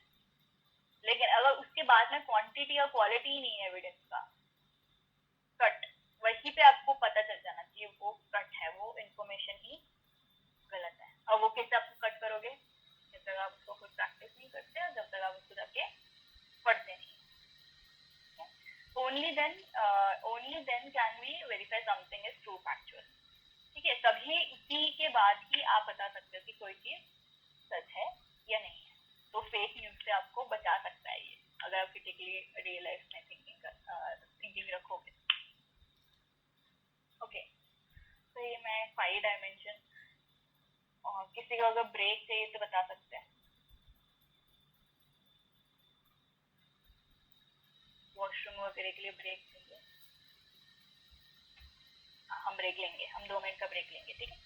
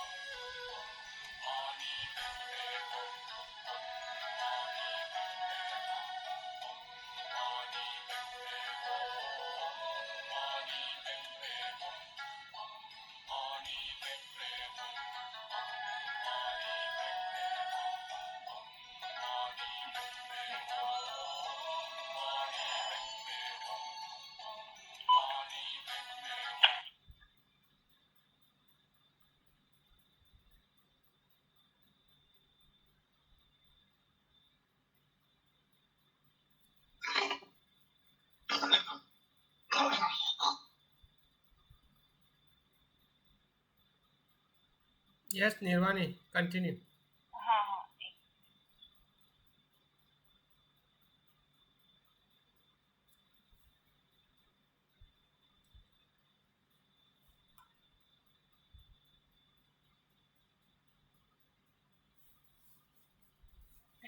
दिख रहा है।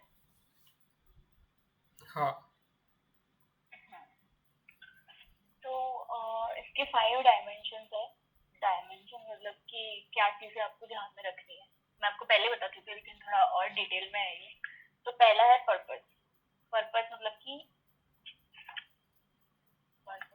उद्देश्य। उद्देश्य। तो आपका उद्देश्य क्या होना चाहिए क्रिटिकल थिंकिंग का, वो आपका पहला क्वेश्चन। तो इसमें मतलब 5 चीजों में इसको डिवाइड किया गया है कि अगर आपको क्रिटिकल थिंकिंग को है ना बहुत ही हाई लेवल पे या फिर हाई लेवल पे मैं इसलिए बोल रही हूँ क्योंकि आपका अभी अभी जब ये लेक्चर कर जब आप सोचोगे सारी चीजों के बारे में ना, सोचोगे कि प्रेजेंटेशन के बारे में सोचोगे, कभी भी आप सोचोगे, कल सुबह हो गया फिर बाद में हो गया, तो जो 5 मेजर चीजें वो सबसे पहले इसमें आती है कि पर्पस आपका क्या है।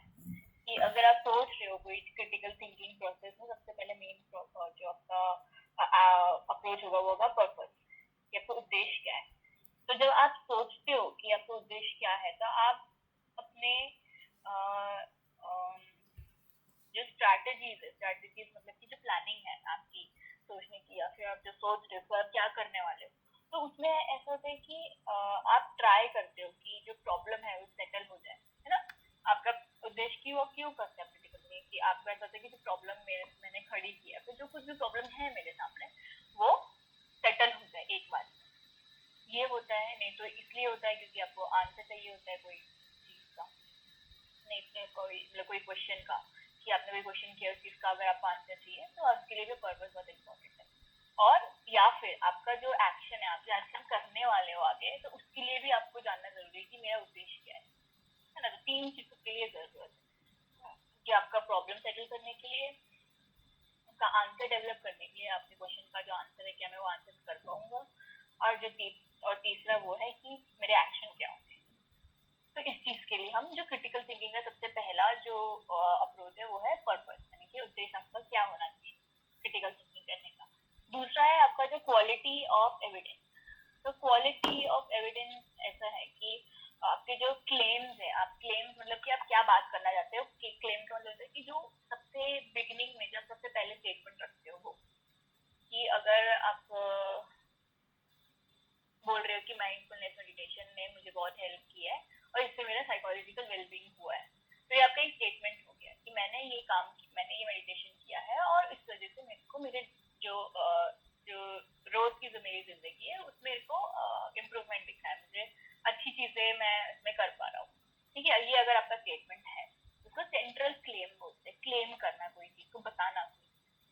ठीक है, तो जो क्वालिटी ऑफ एविडेंस है, मतलब एविडेंस मतलब कि जो तर्क आप उसके पीछे का दोगे, उसका जो रीजन आप दोगे उस पीछे का, वो वहाँ पे होना चाहिए, मतलब कि वो किसी ने लिखा हुआ होना चाहिए या फिर किसी ने बात की हुई होनी चाहिए। क्योंकि जितना भी हम बात करते हैं, जो जितना भी हम रीजनिंग देते हैं, वो कभी ना कभी किसी न कहीं पे लिखा हुआ है ना, या फिर कोई किसी ने बुक्स में लिखा हुआ होगा, नहीं तो पूरे पेपर्स में लिखा होगा, नहीं तो कभी किसी ने अपने बातों के जरिए उसको शेयर किया होगा। तो आपका जो डेटा है, जो क्वालिटी ऑफ एविडेंस है, वो आपका प्योर होना चाहिए। ठीक है, तो प्योर होने के लिए वो एक्यूरेसी आपको होनी चाहिए कि मेरा जो इन्फॉर्मेशन वो कितना एक्यूरेट है, क्या मैंने जो बात बोली है कि मैंने अपना सही से तर्क वितर्क दिया है कि नहीं दिया है, कि लोगों को समझ में आया है कि नहीं आया है। तो उन लोगों को समझ में आया तो कैसे समझ में आया, मैंने ऐसा क्या उनको रीजनिंग दिया था कि उनको समझ में आया। तो क्वालिटी ऑफ एविडेंस जो सेकेंड पॉइंट है वो इम्पोर्टेंट होता है। थर्ड पॉइंट है अजम्पशन। अजम्पशंस को क्या बोला था आपने? अनुमान। हाँ, अनुमान। तो आपके जो अनुमान है, ठीक है, अब अनुमान क्या होता है कि हम कभी कभी बहुत रिजिड अनुमान भी लगाते हैं, ये ऐसा ही होगा इसलिए उसने ऐसा किया। कभी कभी मम्मी नहीं बोलती, हाँ मुझे पता है ये क्यों हुआ होगा, पहले वैसा हुआ होगा फिर वैसा हुआ होगा। तो उस चीज को अजम्पशन जो हम लगाते हैं ना, जो बोलते हैं, कभी कभी दोस्त भी बोलते हैं कि हाँ ये मुझे पता है तूने क्या किया होगा, फिर वो ऐसा हुआ होगा फिर वैसा हुआ होगा, और तूने फिर कुछ काम नहीं किया।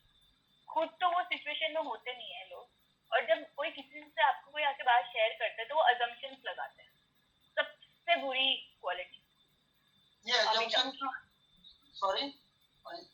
assumption word है ना, जो assume से बना है ना, assume. हाँ, हाँ, assume अच्छा। करना, वही एज्यूम करना। assume कर लेना कि हाँ ऐसा ही होगा। assume कौन करता है? जो critically analyze नहीं नहीं कर करता, वही assume करता है। उनके पास कुछ होता नहीं है ना, assume करने के अलावा क्या है? और जो critical thinking करेगा उसको assumption की जरूरत ही नहीं है। लेकिन जो हम assumptions और values, इसमें 5 dimension में ये इसलिए बोला गया है क्योंकि देखो, अगर हम कुछ अगर suppose we consider that a claim दृष्टि है सर ना, assumption करना ये भी एक तरह की मिथ्या दृष्टि कहेंगे ना. मिथ्या दृष्टि मतलब रॉन्ग व्यू। रॉन्ग व्यू हमेशा नहीं होता, कभी कभी पॉजिटिव assumptions भी होते हैं, पर उसको हाइपोथेसिस बोलते हैं। तो assume करना अच्छा है, बट हमेशा अच्छा नहीं। मतलब उसका होता है ना कि नेगेटिव वे में अपने अंदर एज अ क्वालिटी उसको डेवलप करना बहुत गंदी बात, मतलब गंदी बात नहीं, सॉरी, अच्छी बात नहीं है। तो क्योंकि assumption ना आपको पीछे लेके जाता है, assumption आपको कभी आगे नहीं लेके जाता है। लेकिन बहुत ही कम ऐसे सिचुएशन होते हैं, देखो बहुत कम ऐसे सोच होते हैं जिसमें assumptions हमेशा चल जाते हैं। अब जो कोई डिटेक्टिव है, ठीक है, वो assumptions लेते हैं, कब लेते हैं? वो जब उनको लगता है कि हाँ कुछ हो सकता है, वो नेगेटिव assumptions नहीं लेते। अब वो नेगेटिव assumptions लेंगे तो कभी केस सॉल्व नहीं कर सकते। अग्री करते हैं इस बात को आप? अगर वो नेगेटिव assumptions लेंगे तो वो आगे नहीं बढ़ सकते अपने केस। तो वैसे ही लाइफ में वो पूरी तरीके से गलत नहीं है, पर पूरी तरीके से सही भी नहीं है, तो बैलेंस होना चाहिए, मध्यम मार्ग बेसिकली। ओके, मैं सैटिस्फाई किया मैंने आपको? हेलो हेलो, हाँ, हो गए, सेटिस्फाइड हो गए। हाँ हाँ ठीक है। हाँ, तो तीसरा पॉइंट है कि आपके जो assumptions है वो, अब assumptions में ऐसे बोला गया है कि evidence selecting to support them are powerfully shaped by our basic assumptions or viewpoint. अगर हमारा कोई भी स्टेटमेंट है, अभी मेरे को कोई क्वेश्चन आज इन्होंने मुझे भी क्वेश्चन पूछे, ठीक है, तो उनके जो assumptions होंगे, वो जो बातें होंगी पहले की, है ना, पास्ट एक्सपीरियंसेस के assumption हम प्रेजेंट में लगाते हैं, नहीं तो फ्यूचर में लगाते हैं। पहले हमारे साथ ऐसा हुआ तो अभी भी ऐसा ही होगा और आगे भी ऐसा ही रहता है, जिसको प्रेजुडाइज पूर्वग्रह कहते हैं। हाँ हाँ, कोई लोग ऐसे इतने निराश हो जाते हैं कि यार मैंने ना पहले भी ऐसे ही हुआ था, मैं करूंगा तो वैसे ही होगा। वो बहुत गलत है। लेकिन क्रिटिकल थिंकिंग में वो इसलिए मतलब इम्पोर्टेंट है, ताकि वो इसलिए इम्पोर्टेंट है ताकि आपके जो एविडेंस है उसको सपोर्ट करेगा। वो सपोर्ट के लिए आपको ना हाइपोथेटिकल assumptions लगाना जरूरी होता है, ताकि आप जो दूसरे के जो व्यू पॉइंट है वो सही से शेप कर सको, सही से बना सको कि उन लोग दूसरे लोगों के क्या व्यू पॉइंट है। ठीक है, कॉज एंड इफेक्ट रिलेशनशिप, उसमें ऐसा है कि कॉज एंड इफेक्ट रिलेशनशिप में ऐसा है कि अगर वही इंटरडिपेंडेंट, मैंने आपको जो बताया पहले ही बताया कि हमारा जो लाइफ है पूरा इंटरडिपेंडेंट है ना, हम किसी एक के ऊपर नहीं डिपेंडेंट, हम पूरे एनवायरनमेंट के ऊपर डिपेंडेंट है। तो वैसे ही आपका क्रिटिकल थिंकिंग में भी ऐसा ही है, अगर कोई चीज अगर सही है तो शायद दूसरी चीज उसके साथ लिंक होगी, तो आपको क्वेश्चन करना जरूरी है कि ये इससे किससे लिंक हो सकता है। क्योंकि मैं हमेशा अपनी जितनी भी चीजें मैं साइकोलॉजी से हो गया, नहीं तो बुद्धिज्म से मैं लिंक करके लगाती हूँ, और फिर मैं उस बारे में पढ़ती हूँ कि ओके फाइन, ऐसा भी है, ऐसा भी हो सकता है, या ऐसा भी रिसर्च चल रही है। तो कॉज एंड इफेक्ट जो रिलेशनशिप है वो आपको आपका एक जरिया है जिस तरीके से आप क्वेश्चन कर सकते हो कि अगर ये चीज ऐसी हो रही है तो मे बी ये इसके साथ लिंक होगी, इसलिए ये ऐसा हो रहा है। आप डॉट को कनेक्ट कर सकते हो, है ना, और आप अपना न्यू अप्रोच बना सकते हो सोचने। जरूरी नहीं है कि क्रिटिकल थिंकिंग सबके लिए सेम ही हो, तो अपने अपने हिसाब से सोच सकते हैं। और वो अपने हिसाब से सोचने के लिए आपको पहले ये सारे 5 डायमेंशंस को ध्यान में रखना जरूरी है, जिसमें से चौथा पॉइंट है कॉज एंड इफेक्ट रिलेशनशिप, जो सबसे मेन है। और फिर जो लास्ट है पर्सुएशन। अब पर्सुएशन ऐसा है कि पर्सुएशन एक कॉन्सेप्ट है जिसमें कि आप लोगों को कैसे कन्विंस करते हो, आप अपने पॉइंट कैसे रखते हो, मोटिवेशन, आप कैसे बात करते हो, हाँ, आप कैसे इन्फ्लुएंस करते हो, है ना, कि आप ऐसा कैसे बताते हो कि लोगों को समझ में आ ही जाता है। कि अगर मैं आपको कुछ बात बता रही हूँ तो आपको शायद एक बारी में ना समझ में आए, इसका मतलब क्या है फॉल्ट आप में नहीं, फॉल्ट मुझ में है कि मैं आपको सही से नहीं समझा पा रही। तो वो जो पर्सुएशन होता है, पर्सुएशन एक स्किल होता है, पर्सुएशन मतलब इन्फ्लुएंस करना सामने वाले को, प्रोत्साहन बोलते हैं, मैन्युपुलेशन नहीं। प्रोत्साहन, मोटिवेट करना। मैन्युपुलेशन नहीं, मैन्युपुलेशन अलग हो गया, पर्सुएशन अलग है। अब मैन्युपुलेशन क्या होता है कि अपने हित के लिए किसी से काम करवाने के लिए आप मैन्युपुलेट करते हो किसी को, वो नहीं हम यहाँ पे बात कर रहे हैं, हम पर्सुएशन की बात कर रहे हैं। इन्फ्लुएंस, एक अच्छे वे में इन्फ्लुएंस कर, है ना, ऐसे अपना स्टेटमेंट रखना, ऐसा अपना बात रखना किसी के सामने कि उसको लगे कि हाँ ये बात है कोई समझने वाली और इस पे रिसर्च करने वाली। ठीक है, तो ये 5 डायमेंशन क्रिटिकल थिंकिंग के यहाँ पे खत्म हो जाते हैं। ये मैं आपको बता चुकी हूँ, ये पूरा फ्लो चार्ट है। तो स्टोरी देखने का टाइम है, तो मैं स्टोरी आप देखना चाहेंगे कि मैं यहाँ पे बंद खत्म भी कर सकती हूँ, आप लोगों के ऊपर डिपेंड है। कितने मिनट का है बता दो, नहीं तो नींद नहीं आएंगी लोगों को। कौन सी स्टोरी थी, निर्वाणी बताई, कनाडा से बताने वाली थी और हमने नहीं सुना। मेरे को लगा 1 में 2-3 है, बट मैं बीच में बंद कर दूंगी क्योंकि मतलब मुझे ये देखना है कि ये स्टोरी मतलब आपको मैं दिखाऊंगी, ठीक है, और आप लोगों को मुझे बताना है कि आपको क्या इसमें क्या क्रिटिकली आपने थिंक किया।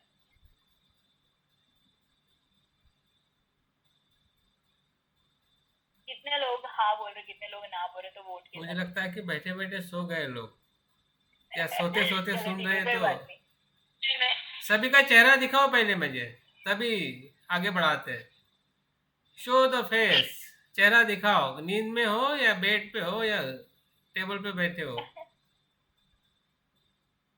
बलजीत, संजीव जी, ठीक है, चलो सोने का टाइम। गोपाल जी, विमल प्रिय जी, कोई बात नहीं, वो मैं स्टोरी लिंक भेज दूंगी उसकी, तो आप ही खुद देख के कंक्लूजन कर दो फिर। आप एनालाइज कर सकते हो। तो किसी को कोई क्वेश्चन है लास्ट में तो वो लेके सबको सब समझ में आ गया। स्टोरी का स्टडी है तो वो बताना चाहिए सर। सॉरी क्या कह रहे हो?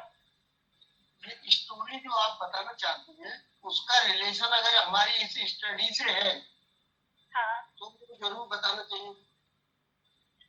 नहीं तो वो ऐसा है कि वो एक छोटी सी स्टोरी है, तो मैं वो स्टोरी चलाऊंगी और वो वीडियो है, ठीक है, तो वो वीडियो बाद में मैं बीच में पॉज करके आपसे ही मैं पूछूंगी कि आपका क्या क्रिटिकल थिंकिंग है। हाँ, वो आपकी परीक्षा है सुभाष जी, परीक्षा देने के लिए तैयार है तो सुनो स्टोरी पे।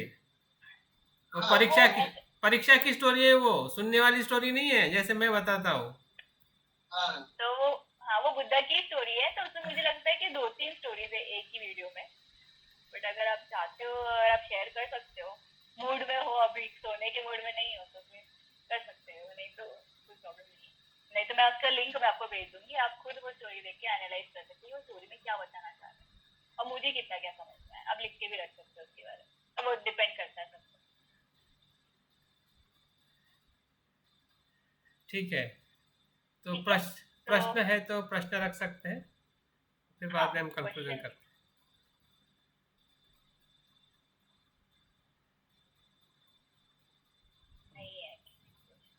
ये जो बाकी कहा था कि राइटिंग भी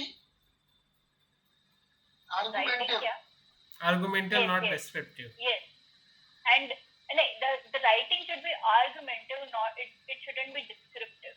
Descriptive में इसलिए मना मतलब उसमें ऐसा बोला गया है क्योंकि descriptive में हम क्या करते हैं, हम जो चीजें नहीं भी है ना वो भी लिख देते हैं कभी कभी। तो argumentative मतलब क्या कि लॉजिकल वे में लिखना, कि एक दो सेंटेंस में समझ में आ जाने से चाहिए सामने वाले कि आपका स्टेटमेंट क्या है और आप क्या बताना चाह रहे हैं।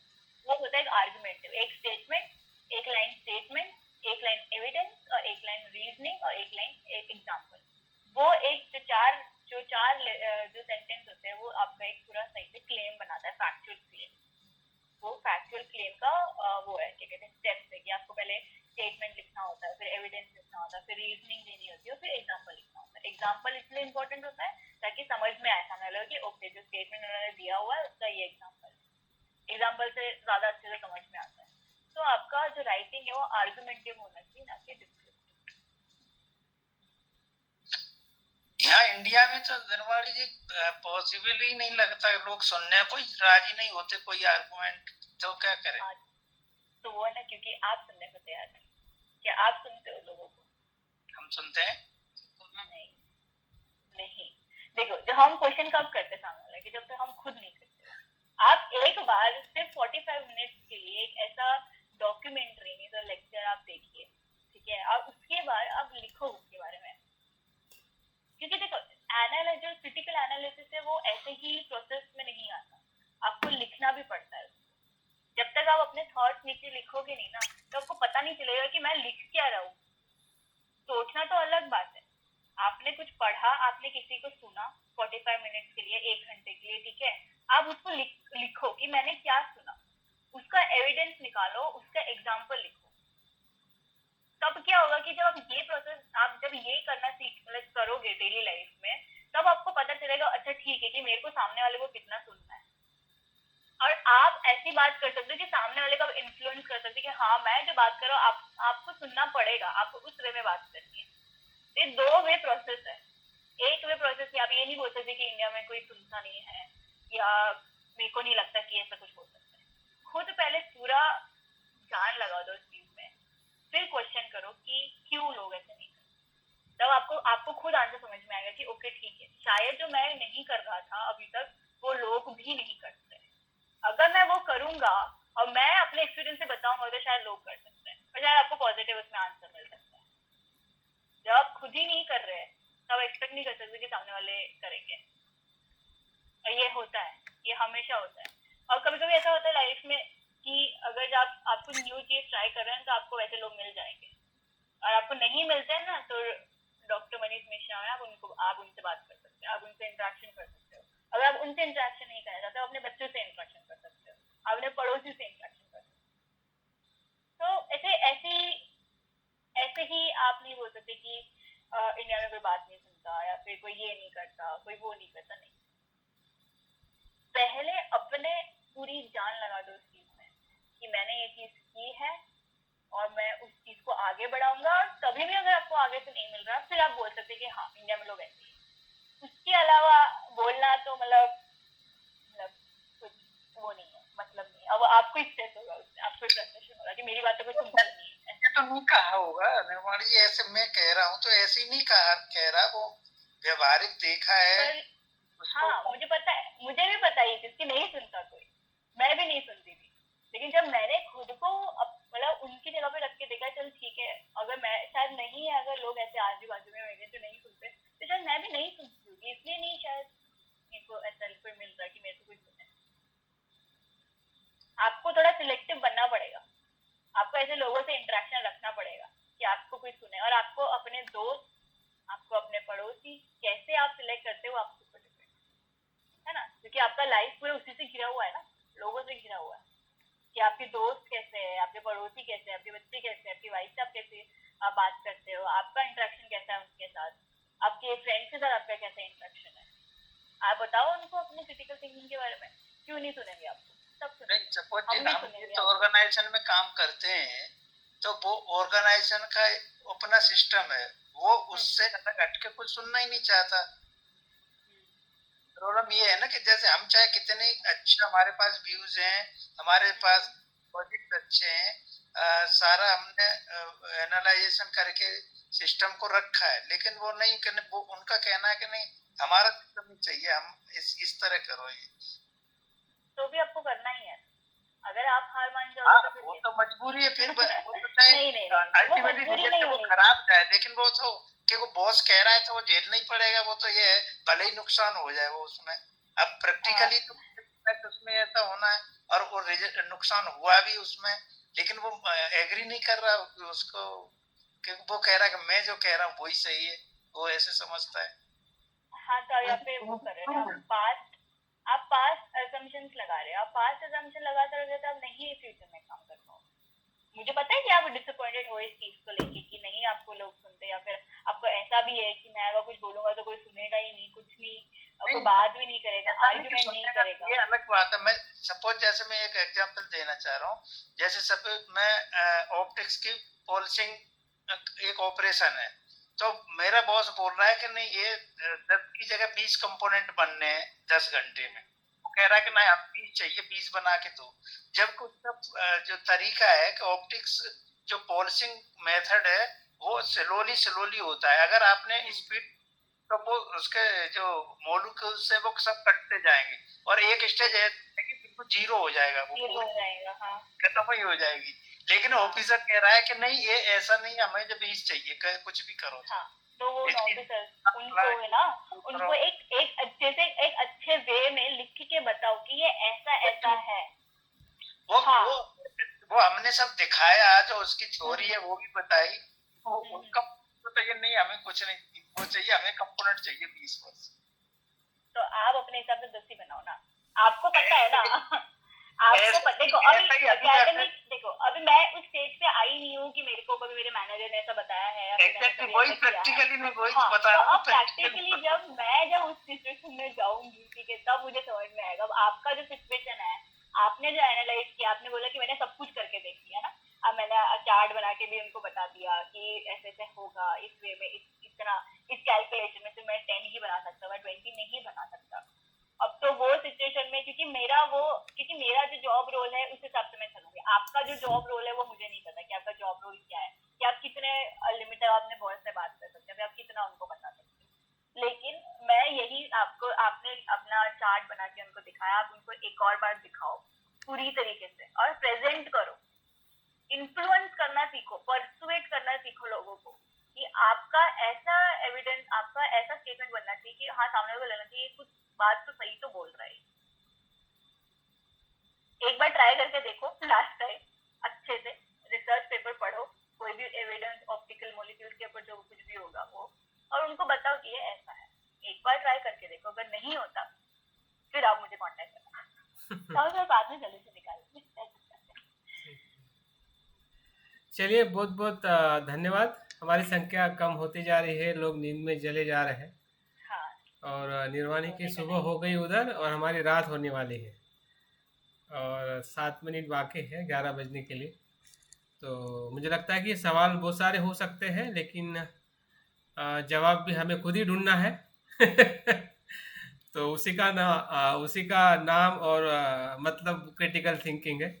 अगर हर सवाल का जवाब निर्वाणी देगी और हम उन्हीं और किसी से चाहेंगे तो क्रिटिकल थिंकिंग नहीं होगी। मुझे लग रहा है किसी और का भी क्वेश्चन है, सुभाष जी का क्वेश्चन हो गया उनका। हो गया। हाँ हाँ, वो तो उनका। मेरा ये कहना था सर, मेरा जैसे उदयवीर जी ने जो बात उठाई ना, हाँ हाँ, तो हम एक ऐसे समाधान देख सकते हैं तो बुद्ध का कोई एग्जाम्पल ले सकते हैं हाँ हाँ, कि उनके सामने प्रकाचारा आती है हाँ हाँ, और जिनका पुत्र मर गया था, वो महिला क्या नाम, विशाखा थी क्या, किसा गौतमी, हाँ किसा गौतमी, और हाँ, अंगुलीमाल डाकू आते या राजा प्रसेनजित आते, तो किस व्यक्ति को किस तरह से उसके मनोअवस्था को समझ के, और वो स्वतंत्र थे ना।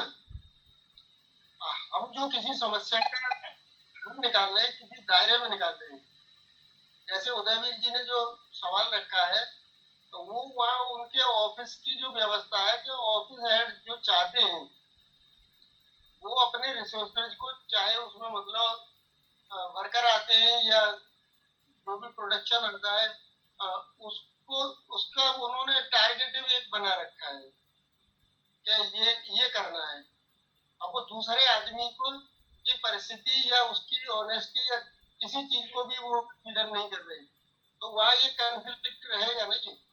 ये व्यवहारिक जीवन में और आध्यात्मिक जीवन में स्ट्रगल तो है ना, गैपिंग है ना थोड़ी।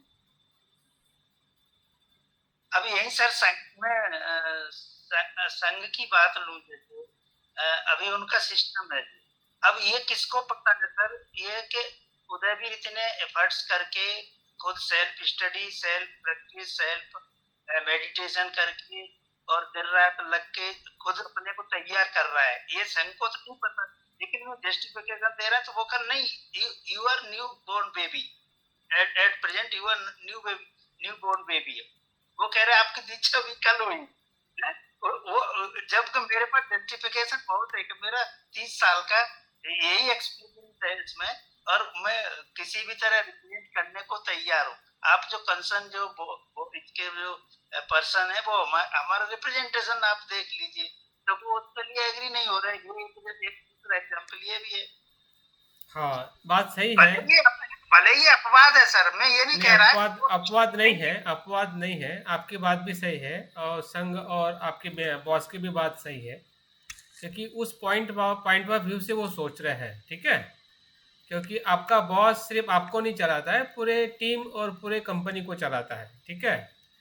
तो संघ भी किसी आपको नहीं चलाता है, संघ में सब कुछ लोग आते हैं, ठीक है, नीचे से लेके ऊपर तक।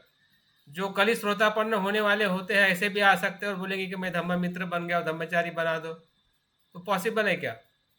नहीं, मैं ये तो नहीं कह रहा सर, मेरी बात तो सुनो, मुझे उस जो अगर मेरी बात सुनो। मैंने जो एग्जांपल दिया है, ठीक है, कि कोई श्रोतापन्न अवस्था वाला अगर मित्र बन के वो धम्मचारी बनना चाहता है, तो सिस्टम में तो वो नहीं है ना। सिस्टम मित्र के जेफार होने के साथ साथ में वो धम्मचारी बनता है, ठीक है।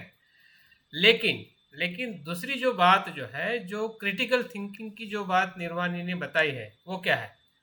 वो आपके माइंड को ओपन रखने की बात है। आपके माइंड को, बॉस के माइंड को नहीं,